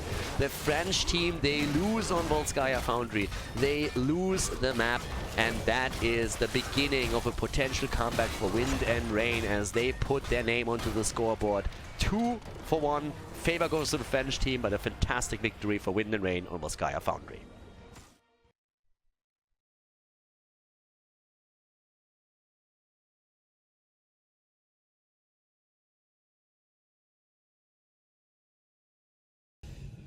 Game is getting a little bit closer. Wind and Rain has started a small comeback here. Battlefield of Eternity is our 4th map. The French team with a couple of cool moments on Volskaya, but at the end of the day, it was actually Wind and Rain who finally put their point onto the scoreboard here. Of course, in an attempt to force map number 5. But let's see how this is going to work out now. It's a great series right now. I feel like we have a lot of cool games. The second one was maybe a bit one-sided, but outside of that, but even that was well played. And now we have a setup that could be pretty brutal, especially since Battlefield of Eternity is the map. Again, Battlefield of Eternity, what does that mean? You're looking at Hanzo, you're looking at Tyrande, you're looking at Li Ming. Those are your 3 big ones when it comes down to poke the Immortal, try to burn the Immortal down, and how to play around that. So I expect that we're going to see a few of them banned out, we're going to see a few of them probably picked, and then we're going to play around oldies but goldies, like Jaina, for example. Depends on how much engage potential we have. There's a MyF ban. I can't blame them for that after the last game. Could see Tracer also banned out, to be honest. Yeah, thinking about it, we might actually see most of those heroes that I just mentioned come through the draft because they are trying to limit the options that Marke has to completely body them there. Li Ming is great for the poke, so she would be awesome. Then again, Tracer is very, very strong when Marke can get it. So there is a chance that Tracer is going to be banned out over any of the heroes that have been mentioned. Hammer, more so a concern apparently, at least for the time being. No, just a question. Okay, there's the Hanzo ban. Which leaves you with Li Ming, with Tyrande, and with Tracer. 3 heroes to watch as we're heading into the draft. Tracer, mainly because of Maka, could go into a Genji play, of course, too. If he gets Li Ming, that would also be great, because Li Ming, again, gets the added value. But now that we are having the first pick, what do you commit to here? It's Tyrande. Alright, Hunter's Mark against the Immortal, Vision through the Owl, setups for kills, but there's the insta Li Ming and Malfurion. And look who's currently selecting Li Ming. It's not Maka. Means that Tracer is still a big option for Maka here. I would be surprised to not see Tracer ban, gonna be honest with you. Marcus can still play Genji and you can go into a double reset combo, but still, Tracer is dangerous here. Alright, so, with that said, what do you play around Tyrande at this point? Strong start for Wind and Rain. There's Jimmy and there's Diablo. I like both of them. Good combo with the overpower here. Diablo and Tyrande together, if they time it well, can create great kill opportunities. And you have Reyna for damage. You can also set it up, of course, with another burst damage dealer on the next pick rotation. But what's the ban right now? Offlane. Definitely focus on the offlane here. Zeratul. Okay, if you are a bit afraid of a Zeratul Jaina setup, that's definitely a good option. Could have banned out Jaina too. But Zeratul with Apocalypse as a follow-up is of course always dangerous, so they removed that element from the draft. Oh, they got enough from those shenanigans with Garrosh, but that leaves Tracer open this time. Now we have a Tyrande with a Hunter's Mark, and Reyna with the auto attacks against Tracer. There's Muradin. How are they gonna do it? Make? What's it gonna be? Genji? Tracer? What are we gonna have for him? Greymane! Okay! Not quite what I expected, but great damage against the Immortal. Can really raise that down quickly. Good damage also with the Cursed Bullet against Diablo, of course. Can burn him down very, very quickly here. Backward with the Muradin setup. Now we're gonna see Blaze, Arthas and Jaina. Alright. Nice setup. Team Frost coming in here. Arthas against Greymane now, of course, also great. Can really slow down those auto attacks a bit and control his movements. Yeah, I like that. Last pick. Offlane. Who plays against Arthas? Are we gonna see a Leo or something?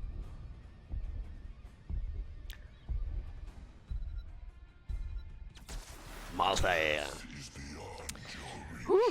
Okay, guys. Game number 4. Battlefield of Eternity. Let's jump in. Are we going to see a victory for the French team, or is Wind and Rain actually able to win 2 in a row and force the final map of the best of 5 series? Let's find out together.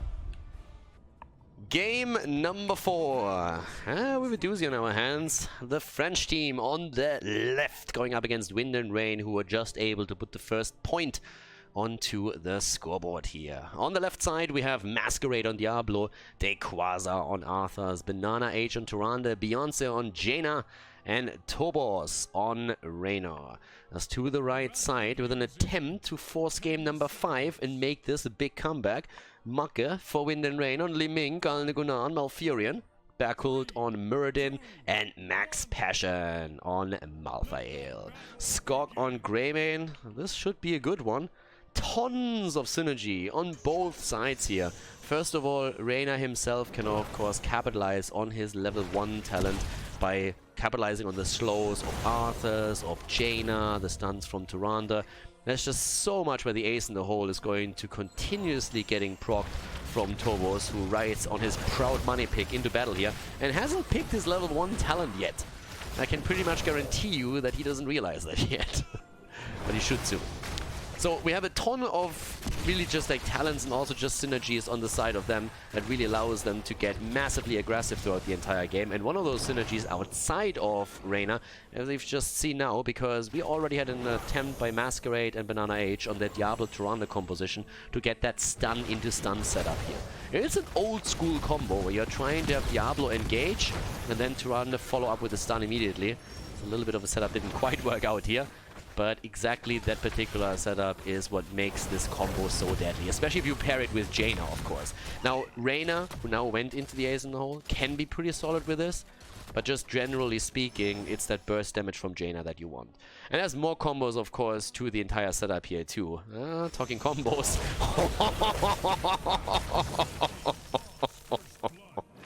Get wrecked, kid. Oh, that was a nice attempt by Jaina to help out the top lane in the early stages, but boy did they see her coming. Like good camp taken down at the bottom, but it could be the end of Diablo. Ooh, and he gets away. No, yes, no, maybe not. All right, Dibble's down, and that's the end of Tyrande 2. 3 kills in a row. Easy peasy. As we are having Wind and Rain opening the game up with a bang. First, the absolute brutal collapse onto Jaina. And then the murderous attack here at the bottom. They don't get the camp, but they get 2 kills. And that is just fantastic here from the perspective of Wind and Rain here. Great start for them into the game. Now up to the top lane at the same point. We're having still that one-on-one setup here with Max Passion. And he's going to be an absolute crucial part of the late game composition in the setup that they're trying to run here. If you move into the fight and you get a good Stormbolt setup, immediately Greymane can pounce onto the target with a good Cursed Bullet. You have the damage output for Maka on his Li Ming to follow it up on, and any target that you jump on should be so low that Max Passion on his Malthael could easily get the kill with Last Rites. And that's what they're going to be looking for. So it's going to be super interesting to see how much they're getting with this. If they get those continuous stacks on the heroic ability for Max Passion, or if somehow the French team is able to mitigate that damage.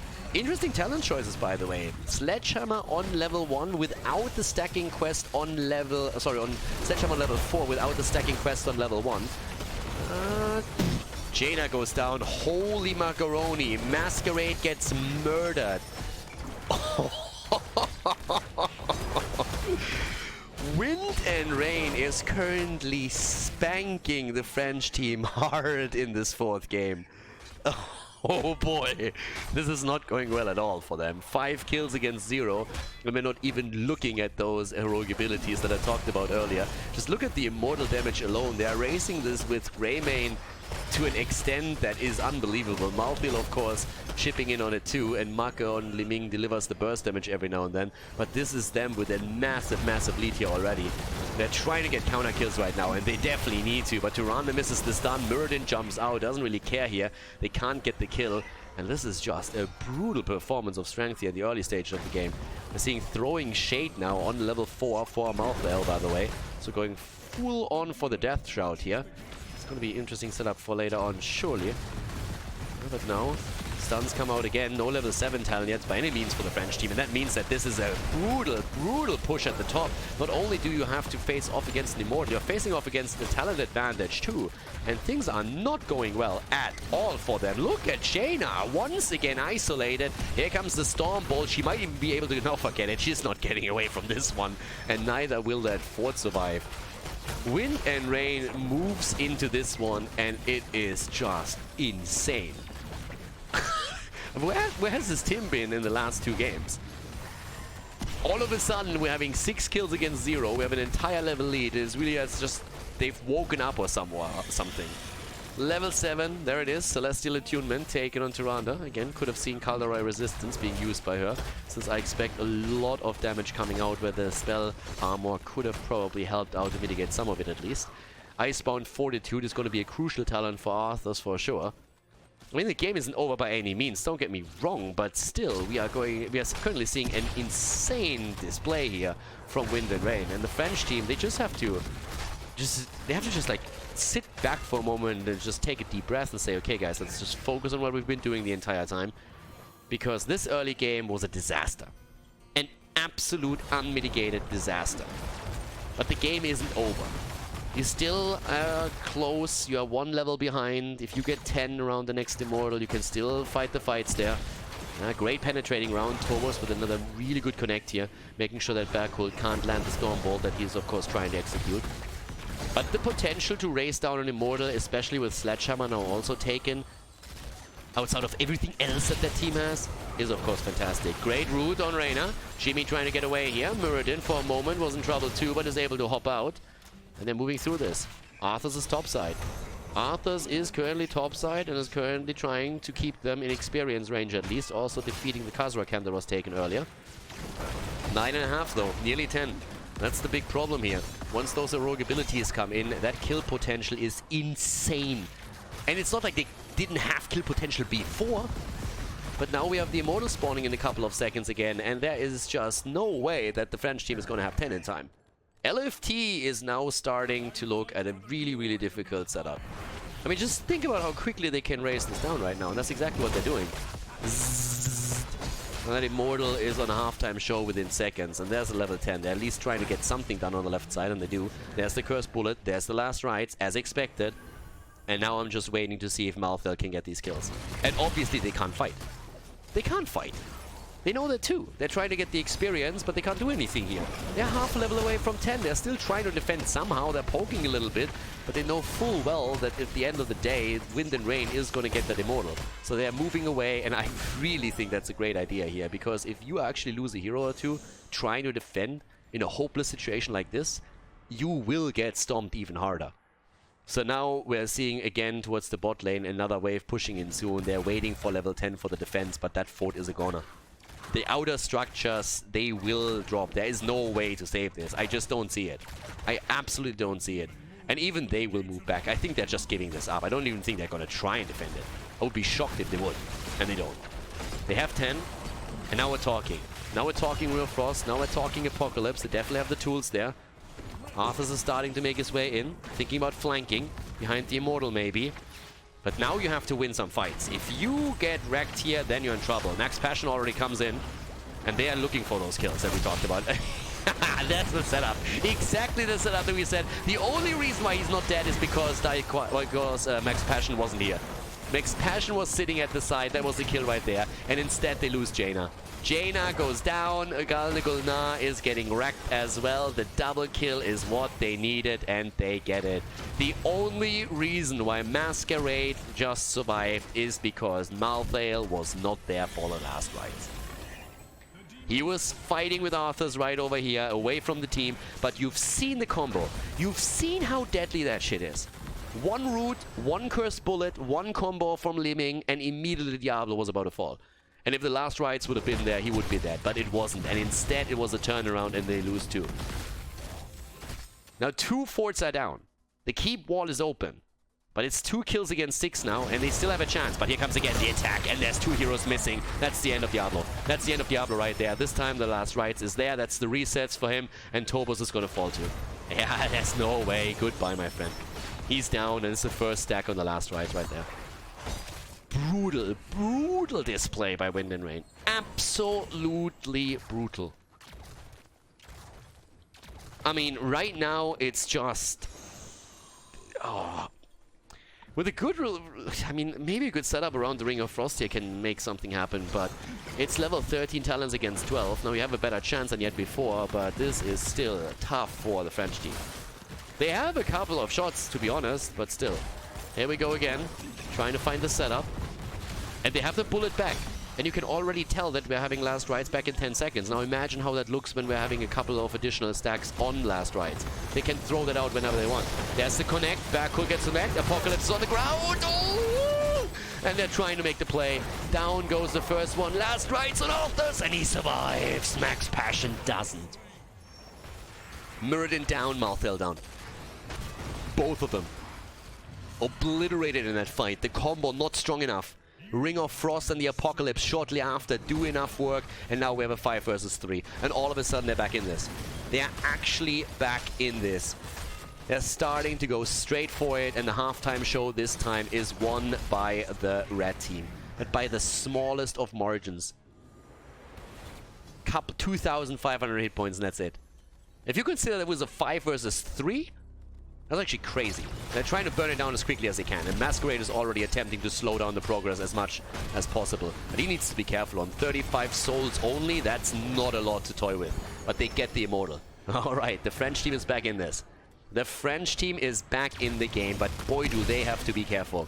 One false step and they are dead meat. And yeah, Mirrodin is already looking for the kill. Immortal is going to move topside, and they're making a very, very slow and long rotation here. Jaina had to also top off the mana pool. Immortal jumps in, and that means they have a bit of free damage that they can put onto it right away. That's exactly what they do. Can even get the fort? Should try to. There's a quest completion for Malthael as we're starting to head in. Wall open up at the side, waiting for the Immortal. Trying to make sure that they're getting at least the fountain here. Good damage. Banana H8 the combo from Marco though. Marco on level 4, this time with dominance, waiting for the Whack-A-Mole, and both of the tanks are sitting at the side, looking for the flank. Fort is down. Fort is down. That's at least one structure that they were able to take down. So at least at the top side, they don't have to deal with that instant pressure through the catapults that spawn on every third wave. But the Immortal, they let it go. And they're starting to move down to the bottom of the map to see if they can maybe even push this in a little bit more. But things are definitely heating up here. A fantastic start into the game from Wind and Rain. And then all of a sudden, we're starting to see the French team with a bit of comeback. Showing teeth. Saying, no, we're not going to game 5. We are going to win this 3-1. You're not going to take another map from us. And they're playing this safer now. But they need to stack Diablo. 54 souls. That's just not enough here. Murden, by the way, is only sitting 3 stacks away from completing his baseline and getting the pierce through. Jaina already done now with the level 1. But obviously still waiting also for the ice block, and that's going to be an important tool. Super important for Beyonce. Malthael is top. Malthael is top, and they're just going for it. They're just going to drop this one. And the map is open up. All of a sudden, we're even. We're nearly even. We have a difference in experience at this point, but when you just look at the structural performance on the map, that's a different story. 16 is going to be much faster, though, for Wind and Rain. And they're going to try and find around that. But in experience, passive experience, big lead here, obviously, 3,000 nearly because of the earlier taken structures.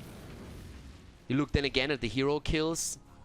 Not really a big difference, despite the 4 kill difference between the two teams, just because they took that underdog bonus with them, of course, as well.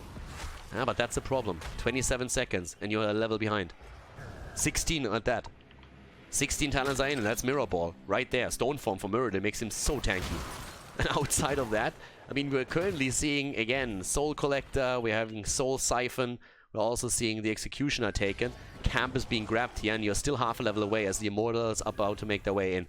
Tobos is sitting on the mount. There's no way he's attacking anything here. Yeah, well, they have vision. They have the vision, so they know. But outside of him having vision and knowing what's going on, there's no way he leaves the mount. He knows that he can't die now. And yeah, the Immortal, the halftime show. Psst. 1. Immediately. And they still don't have 16. This is going to deliver it, though. And now they have to fight. Oh, they still don't have it. And that's a bad position for it to spawn, too. There's the 16. The grab is there. They need to win the fight. They know it, too. They're trying. They're trying to zone. They're connecting. Again, Diablo sitting at 62 now. Jimmy moving over, trying to get the damage in here on the side as we're having the bot lane dealt with. Still the engage over here. You have Liming. Liming is going to poke continuously. Liming is poking. They're trying to get whatever they can, but this is tough. Tobos is still dancing between the two. They need to force a fight eventually. Top lane is also going to be attacked by those shamans. Bot lane being attacked too. Diablo sitting on the side here, trying to provide himself with a little bit of vision, but they're already going for it. Masquerade needs to be careful. He has a cursed bullet. They're moving away. Oh, the Apocalypse! The Apocalypse goes full in at this point. They're going for Murden, and he actually goes down. Quasar is in deep and might fall. Arthur's is so low, and he dies, but so does Liming. Liming is dead, and Crayman gets just murdered. Absolutely murdered. And all of a sudden, the French team is back in this game. Not only back, they're starting to nearly take the lead here. This is just insane. How on God's green earth were they able to even turn this around? The fight for the Immortal still, and that could be the end of Max Passion. He might get the Immortal for them, though. He might get the Immortal. He's trying. He's trying. Ice Block being used here. He gets it. No. Yes. What? Yes, he got it. And he actually survives. Oh, but Malv doesn't. The old man with a beard full of moss is dying here. Oh, and it's a staggered death too, just as Greymane comes back. But they got the Immortal. They got the Immortal, at least that. What a fourth game. What a fourth game here already. 29,000 damage on Jaina, 31k on Malthael. This game is... I mean, this is everything that we hoped for, basically. The series is fantastic. I absolutely love this series. This is a real fun one. Single stack on Malthael, damage down at the bottom. They won't be able to take the keep. They remember the mistake of game number 1. But they poke at it. Get a little bit of damage in.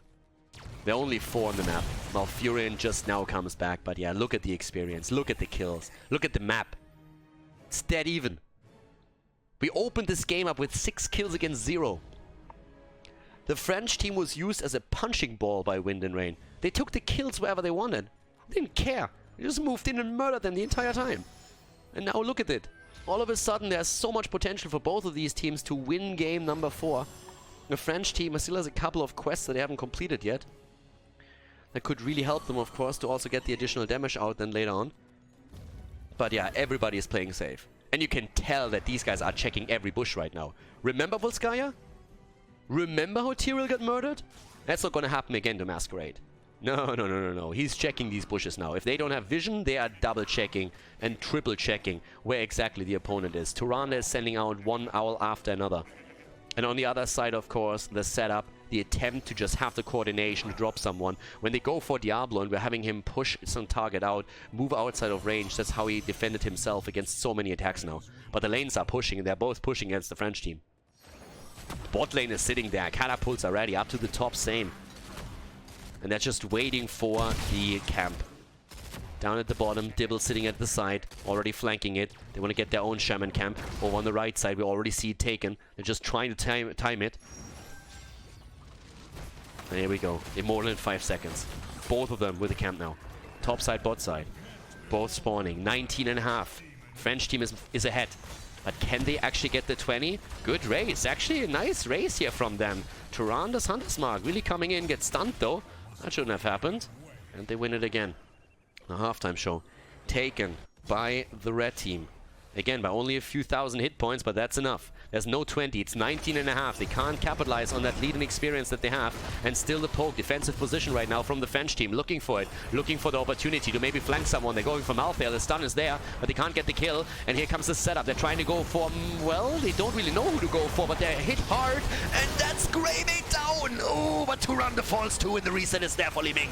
Marke trying to get the double kill. He's trying to get another one. Quest completed, last rites, doesn't do anything here.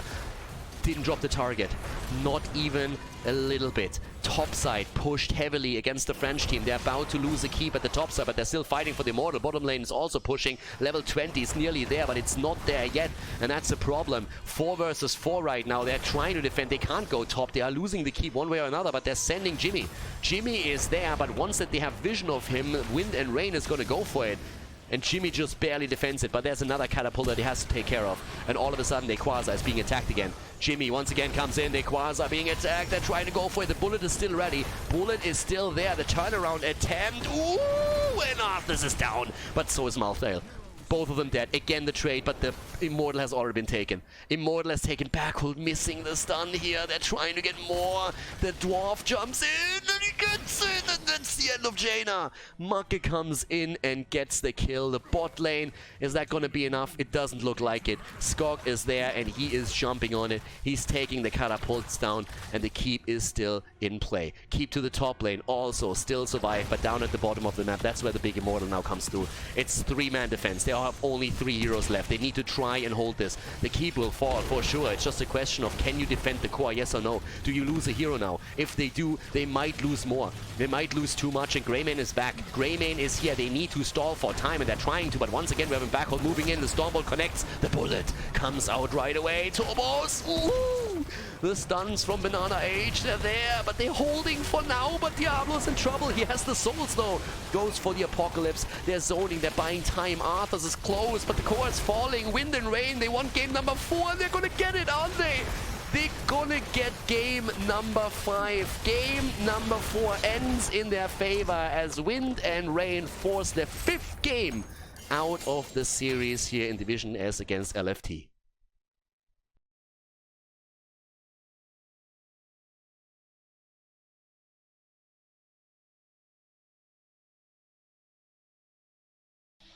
Okay, everyone, game 5. Like, I don't know what's happening anymore today. It's getting a little bit crazy here. We started with a 2-0 for the French team, and you could have argued that they shouldn't have won the first map in the first place.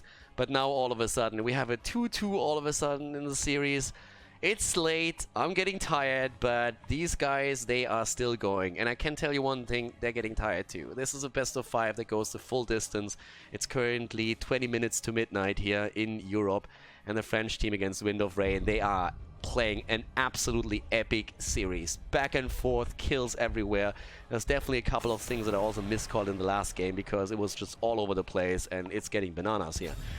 French team with a ban on Garrosh, and we have a ban on Maiev. Dragonshire is the map as we are heading into the final ones of the day, but boy is this getting brutal here. The fact that the French came back in the last game in the first place was already quite impressive, and then that last team fight in the setup, Wind and Rain winning it, and now all of a sudden a 5th map. I mean, this is getting bananas here, for sure. So, we have the next ban coming in. A Nuburak. Massive tank focus all of a sudden coming through here. But keep in mind, Bakul playing a lot of Jojo usually, and also Tyrael, and especially Johanna would get the value for the wave clear on Dragonshire. Globals, we saw the Haka played a couple of times. Zeratul is actually up right now. Yeah, Zeratul, Tracer, Genji, all up. All available. Li Ming, of course, too. And this is going to be a spicy draft. Last one was already hyper-aggressive, and I don't expect anything less here. There's a Diablo setup already. If you don't take care of Zeratul now, there's a chance they're picking Zeratul, they're picking Jaina, and you have a double combo at your hands. Void Prison into APOC, Void Prison into Ring of Frost, so you need to immediately pay attention to this. And there's more combos with Dibbles, of course, as well. Bam to Rhonda when she comes in. The same thing. Are they starting with it? Nope, there you go. Li Ming again and Malfurion. Make on Li Ming, that's the key basically. They said, put Make on Li Ming. Let him get resets, let him get the kills, and that's how we're winning. And so far they're proven right. And now the French team has to decide, do they want to play the Zeratul game? Yes, they do. Jaina Zeratul, right there it is. And Wind and Rain knew that. They knew this was probably coming. They said, okay, it's going to be brutal, but we can deal with it. And now they have to prove that he can actually deal with this. Ana gets banned. Don't want to deal with that nano-boosted Jaina. There's already too many boosted Jainas in Hero League. You don't want to deal with it here at Division S. Oh yeah, did it. Tyrael gets banned out against Berghold, so they don't want to deal with that Void Prison or that Ring of Frost or that Apocalypse getting negated by the Sanctification. Actually, a really good choice. As we said before, Berghold is great on his Tyrael usually. I would have said he might go into Johanna, but against this setup, you want to have Sanctification. So that's a good ban, for sure. This is spicy. There's the Tracer. There's the Tracer. Who plays Tracer, though? Is Mako on Li Ming or is Mako on Tracer? Berghold again on Muradin. Muradin, of course, pretty solid here now as well. But yeah, we are getting into a very, very spicy setup here. And the French team, the last 2 picks for them. They need an offlaner, of course, first of all. Urel is still open. You can control that top lane pretty easily with her jumping in and out. They go for the Haka, though. They go for the global again, like they did before. And Turando, of course, for that setup.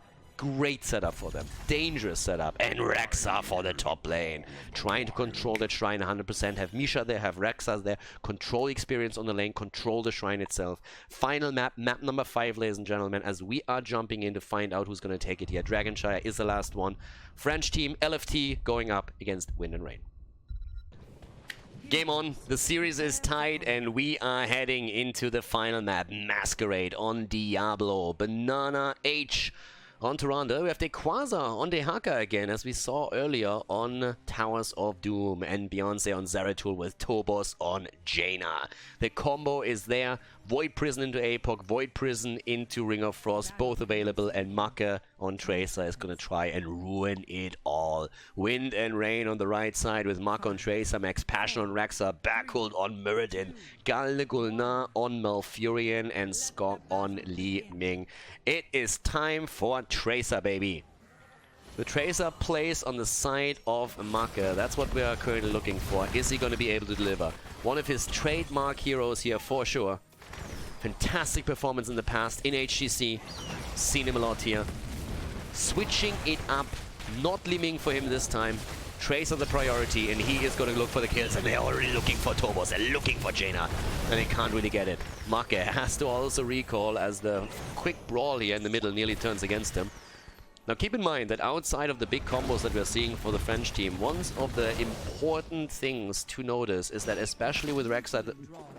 What? Where did that come from? Alright, apparently Make gets already locked down as he tries to rotate up towards the mid lane. Beyonce is looking at him and saying, "You're good on Tracer? Have you seen my Zeratul, bro?" Straight to the face here, my friend. Alright, as we did not see that, we actually look at the top lane for a moment, because this is where you should get a lot of value through running Misha. You can literally control the experience on the lane and also have Misha or Rexa just controlling the shrine the entire time outside of rotations towards the top side. Super important to notice here. This is one of the big advantages of having Rexa in this particular setup. There's of course downsides to it too, but if you're trying to go for objective control, he is a great hero. It's very similar to the advantages that we're oftentimes talking about when we're mentioning Urel, because she has that mobility where she can jump over that little wall and control the shrine while also getting the lane experience. So super important here in the setup. Stonebolt already against Diabo down here at the bot lane. In terms of talents, fairly even again. Force armor, by the way, has been taken. Again, the attack against Make, and already down to nearly half HP. That camp that they're trying to get here costs them control over the shrines, but as long as they can deny the Dragon Knight, that's still worth it. But Beyonce is going to try and pounce on Make whenever he can. He's going to try. Cleave build, of course, coming in here. Level 4 talents are also on the way. And as we said before, here comes the dominance again for Make after he went, for Li Ming, after we had the force armor here on level 1. So not playing around the regeneration globes here this time. And down to the bottom, it's the mage battle. But the camp is down, and now a massive value at the top lane. Max Passion. Ooh! And he gets the kill! Beyonce again saying, dude, my Zeratul is gonna murder you. And so far, that's actually the case. 2 kills for him, 1 against Rexa, and they got another one against Tracer. Stormbolt misses, backhold, tries to get that there, and Quasar is moving out and should be able to escape here. At the bottom of the map, Skog was already pushed back as Banana H is starting to move in to help out Jaina. Top side though, they're still holding this. They're trying to go for the, trying to go for the play here. Quasar is risking a lot here and might actually die, but they were hoping to get a Dragon Knight and they don't, and now we're actually also seeing Max Passion come in. The kill still! The fuck? Zeratul comes in, says, well, 2 for 1? Yeah, please, I'll take that. Yeah, but they lose 2 heroes. 2 heroes for 1. The hope was to hold that temple long enough to get the Dragon Knight, and they didn't, because of Make. Make was still sitting there. So not quite worth it at the end of the day, but the thought process was there. They were hoping that they could get the first objective of the game by simply controlling that point a little bit longer, and it turned out that there were just too many too many heroes up at the top controlling that spot. Yeah, level 7. Some time for both of the teams. Again, nice setup. Oh, that could be the end of Tobos. Barely survives here. Make also low, by the way. Very, very low here too. And again, the 5-man mid strategy, as the LFT needs to be sure that there's no Dragon Knight being channeled. But I love this. This is just them going toe-to-toe with each other. Blow for blow the entire time here. Masquerade moving out again as they're trying to get the kill here. Backhull gets stunned out though. Tirana connects the first one after level 4. Celestial Attunement, top side, Beyonce again. And I mean, he's dominating the early game already. Just imagine what that bad boy is going to do once he has level 16.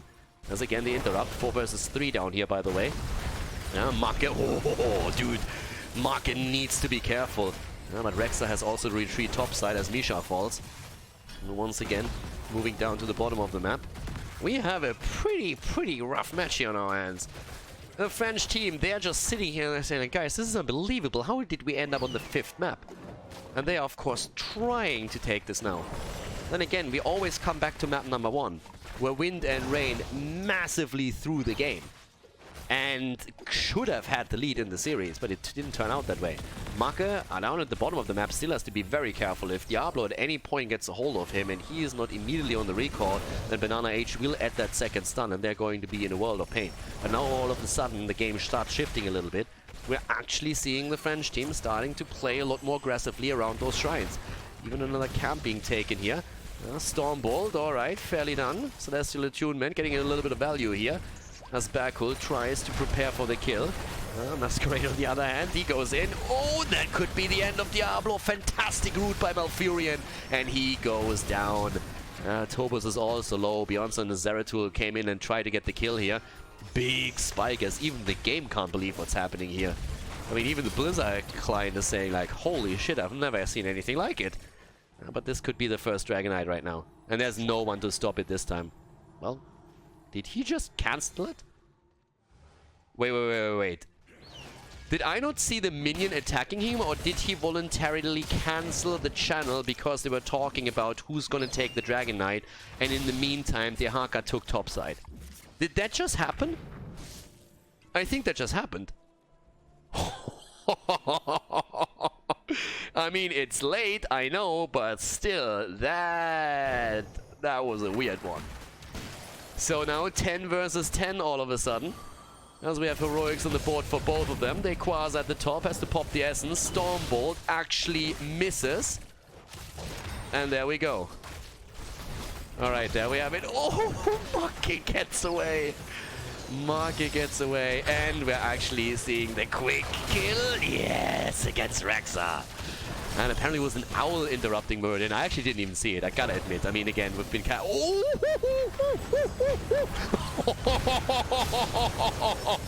Zeratul and Jaina die. They get the perfect setup in the Void Prison, but they don't have the cooldown on the Ring of Frost. And even though there's a triple Void Prison, they don't get the kill there. In the meantime, we're actually having the Dragonite in the mid lane completely alone, trying to get the value up at the top.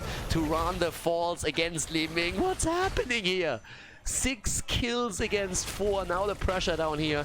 But coming back to Muradin earlier, apparently the owl hit him. I honestly didn't see it. Again, we're nearly 7 hours of casting in right now, and it's past midnight.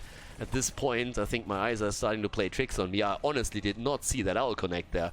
It looked for me, it honestly looked like as Rexa came in, they were deciding who wants to be in the Dragonite and cancel it there. That was a bit of a weird moment, but they got the Dragonite anyways. They just had to sacrifice a couple of heroes for it. But damn, at the top, that Void Prison setup against 3 and Tracer actually survives and gets away. Apocalypse not hitting enough, but wow, Diablo and the combo.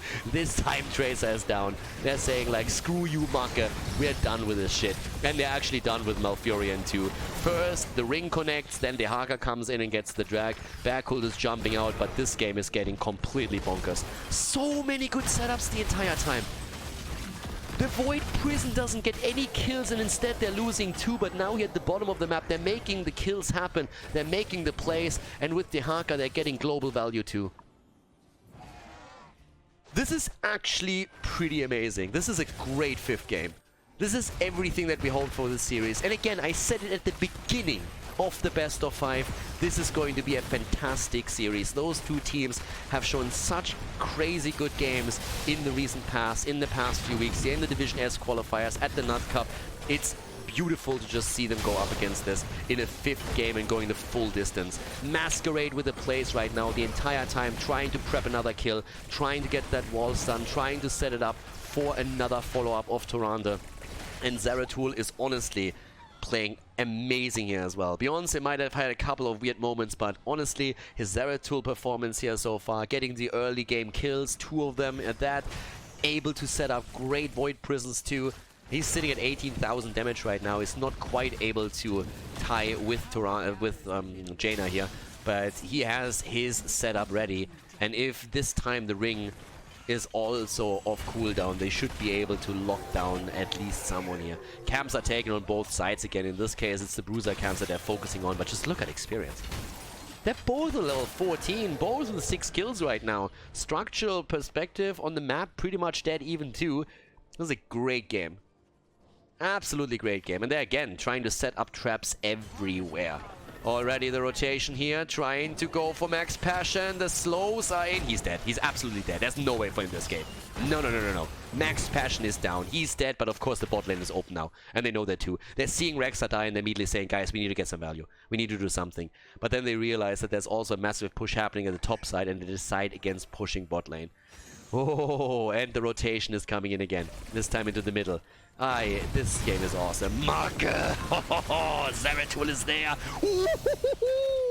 Dodges the combo from Skog and tries to set up the Void Prison, but Marker actually dodged it. Mirrodin, on the other hand, is absolutely getting racked after Masquerade finds the engage again, but still able to survive through it. Nature, I mean, this is beautiful, that game. I mean, first of all, the Nature's Cure so many times already, preventing the worst here for the team, as Gulnar is delivering another great game. And you have to give those guys some credit. I mean, all 10 of them. This is the 5th game of the series. They've been here for hours now, playing game after game, and they are still delivering beautiful combos and just perfectly timed setups. Obviously, the occasional mistake is also going to happen, but this is just a great game that they're still playing. Absolutely laser focused here. Turbos needs to be careful though. Mirrodin wants the Storm Bolt, and he doesn't get it now. Here comes Diablo again. Slows already. They go again for Jaina, but Mirrodin can't get close enough. Here comes, on the other hand, the approach, and Todos is dead. Gets the Ring of Frost out, a little bit panicky, trying to connect with someone to at least give his team a chance for a counter kill, but it doesn't happen. Great play again by Marcus. He dives in deep, and of course Misha with that stun, also perfect. Everybody contributed here. Li Ming using the Wave of Force again to push Jaina out and allow for the kill in the first place, and Marcus saying, hey, thanks for the heads up here, thanks for the setup, I'm gonna take it from here, and gets the kill in. 16 on both sides right now, and that gives us, of course, the cleave for Zeratul. The quest completed here, and he can try and shine even a little bit more. Drag and Stormbolt both not connecting. Again, Marke sitting there, trying to see if he can maybe be the one to deliver the final blow and get the kill. 7 kills against 7, and we're just continuing with the party. Jaina is back to business now too. So far, Rexa hasn't taken his 16 yet. Feign Death, traditional talent to be taken here. Mirrodin also with, by now, Stone Form. Mirror Ball on the 16. And of course, the Void Slash. Void Slash all day long. How much can Zeratul do now?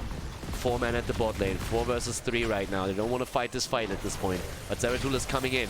They have the cooldowns. Nah, they don't. 4 seconds. Void Prison is there. Jaina doesn't have it, but they have Dibbles. And that's enough. That's enough for the kill, and they still have the Ring of Frost, but they don't use it yet. They're trying to go for the connect. Beyonce is low, really low at that. They get the connect. Oh, Li Ming nearly dying, but not quite. Ring of Frost is still available. They don't go for it. There it is. And it doesn't hit, but it slows enough. And the wall stun again. Oh my god. The wall stun against Tracer. And a big kill coming in. And Rex are getting obliterated shortly after. Masquerade is absolutely murdering. He had a rough game on Volskaya Foundry where he was insta-killed over and over again, but right now this is the second time that he just absolutely crushes Tracer. Just drops the claw on her face and annihilates her into a wall, slams that head into the ground and just crushes it. Tracer is having so many problems here. Every single time when she's getting away from some of those engages that we see from Zeratul, all of a sudden we're having Diablo right there to wait for the recall and drop her. They took down the wall in the middle already, and they're going straight for the fort itself. They're going straight in right now. The French team is looking fantastic, and keep that draft in mind. Wind and Rain, they knew after the early pick exactly what the combo would be. You see that Diablo coming in as a first pick, you know Zeratul Jaina are gonna follow. And they knew it, and they said, we don't care, we can deal with it. They were confident. They were confident with their Li Ming and with their opening with Malfurion, they will be able to destroy this, and so far it just hasn't proven right. The game isn't over yet, but they're suffering. They're suffering a lot. 10 kills against 7 right now, and that Dragon Knight is gonna do massive work here at the bot lane. They might not be able to get the keep. It might be close, but still. Here comes the kill against Raxa again. They're just absolutely destroying the bot lane right now. Their French team, they're doing well. This time the Void Prison misses on the other hand. This time Zeratul goes in and he misses it completely. Great moves already here from everyone, just moving out of harm's way, and also not clustering the way they did in the earlier stages. Spreading as they know the Void Prison is coming, always keeping an eye on Zeratul, and in this case, teleporting away with Liming, making sure that it doesn't connect. But the keep is down. And they're level behind. The keep is down and they're level behind at this point. Looking at the damage output, we're still seeing 46,000 for Jaina. Very Diablo on 20k. We're currently seeing also on the side of Zeratul 38,000, really delivering with a Void Slash at this point. But boy, what a game. What a game here. Muradin and Li Ming have not died yet. And the rotation topside now. 2 forts are down. Camps are taken the bottom. Half level away from 20. The Storm Talons are going to be crucial. And they have Dehaka. Quasar in the later stages is going to be another huge asset for them. Thanks to the global that he is running here. Bot lane. Yeah, Li Ming has to deal with it. Not really the best wave clearer here, of course, by any means. He needs someone down here. Gog is trying to burn that down as quickly as he can, as the rest of the team is going for the Bruiser camp. No invade just yet. Would have happened in a second. They're looking for it. They're going to try and zone the top fort now because they have the level 20 advantage. They have Storm Talons. And they're going to use that. Going to move in and drop that fort as if it's nothing. And they're going to try and get even more done with it now. They have an entire level lead at this point. A lot of time for them to work with. Hellgate is there. Jaina has the blink, of course, that she can also use. And in the meantime, who's going to get the kills? Who's going to get the kills for Wind and Rain? They're trying to. They're once again going for Tyrande. And she doesn't get it. Tyrande doesn't get the kill. Sorry, the Tyrande doesn't die. They don't get the kill here. And Muk is low. Muk is way too low. He needs to go back. If Zeratul sees him, he's down. And already the attempt by Beyonce here. Trying to get the kill in again. But we have Skogger also with those combos. Always waiting for Zeratul to use the wormhole back in. Nice attempt against Tyrande, by the way. Was a good zoning that we had, especially Diablo is just creating havoc the entire time, pushing targets out, making sure that the stuns just don't happen. But now it's, again, Dragonite time, and you can't lose this one. If you lose the Dragonite here, the game's over. Bottom lane's open. It's totally opened up. And they actually let it happen. They actually let it happen. They think they can survive with a level 20. Oh, what a call. They let it happen, and now they have to burn it down quickly. They have 20. But, yep, there's the wall stun. Ooh, the double, the triple stun! Oh, Bakul jumps out. 70-minute Dragonite. It's not super late game, but it hurts. And they go for core, of course. And Muradin just had to pop a lot here. He popped Avatar already. And they're going in. They're going in. They're trying to get the kill here. They're trying to get the core. Gonna kill first. The play for Muradin again. The wall stun is there. Masquerade is a monster. Masquerade is a fucking beast. But so is Maka. And Maka gets the revenge kill against Zeratul. Zeratul is down, and that's a 4 versus 4. And that Dragonite is burned down. That Dragonite is dead. That Dragonite is dead. They actually defended. They defended against the decay. Apocalypse is there, and that is the end of Li Ming. Oh, great kill. And again, Masquerade. It's all about Masquerade. His Diablo is just absolutely insane. That guy has put on the backpack and is carrying his team right now. They're going for the victory. They're going for the core after all. The catapults, the siege giants, everything is homing in on it. And there's no kill. There's a Ring of Frost just in case that someone is diving in deep, but it's over. It's game. LFT wins the series with a 3-2. GG and well played. What a performance.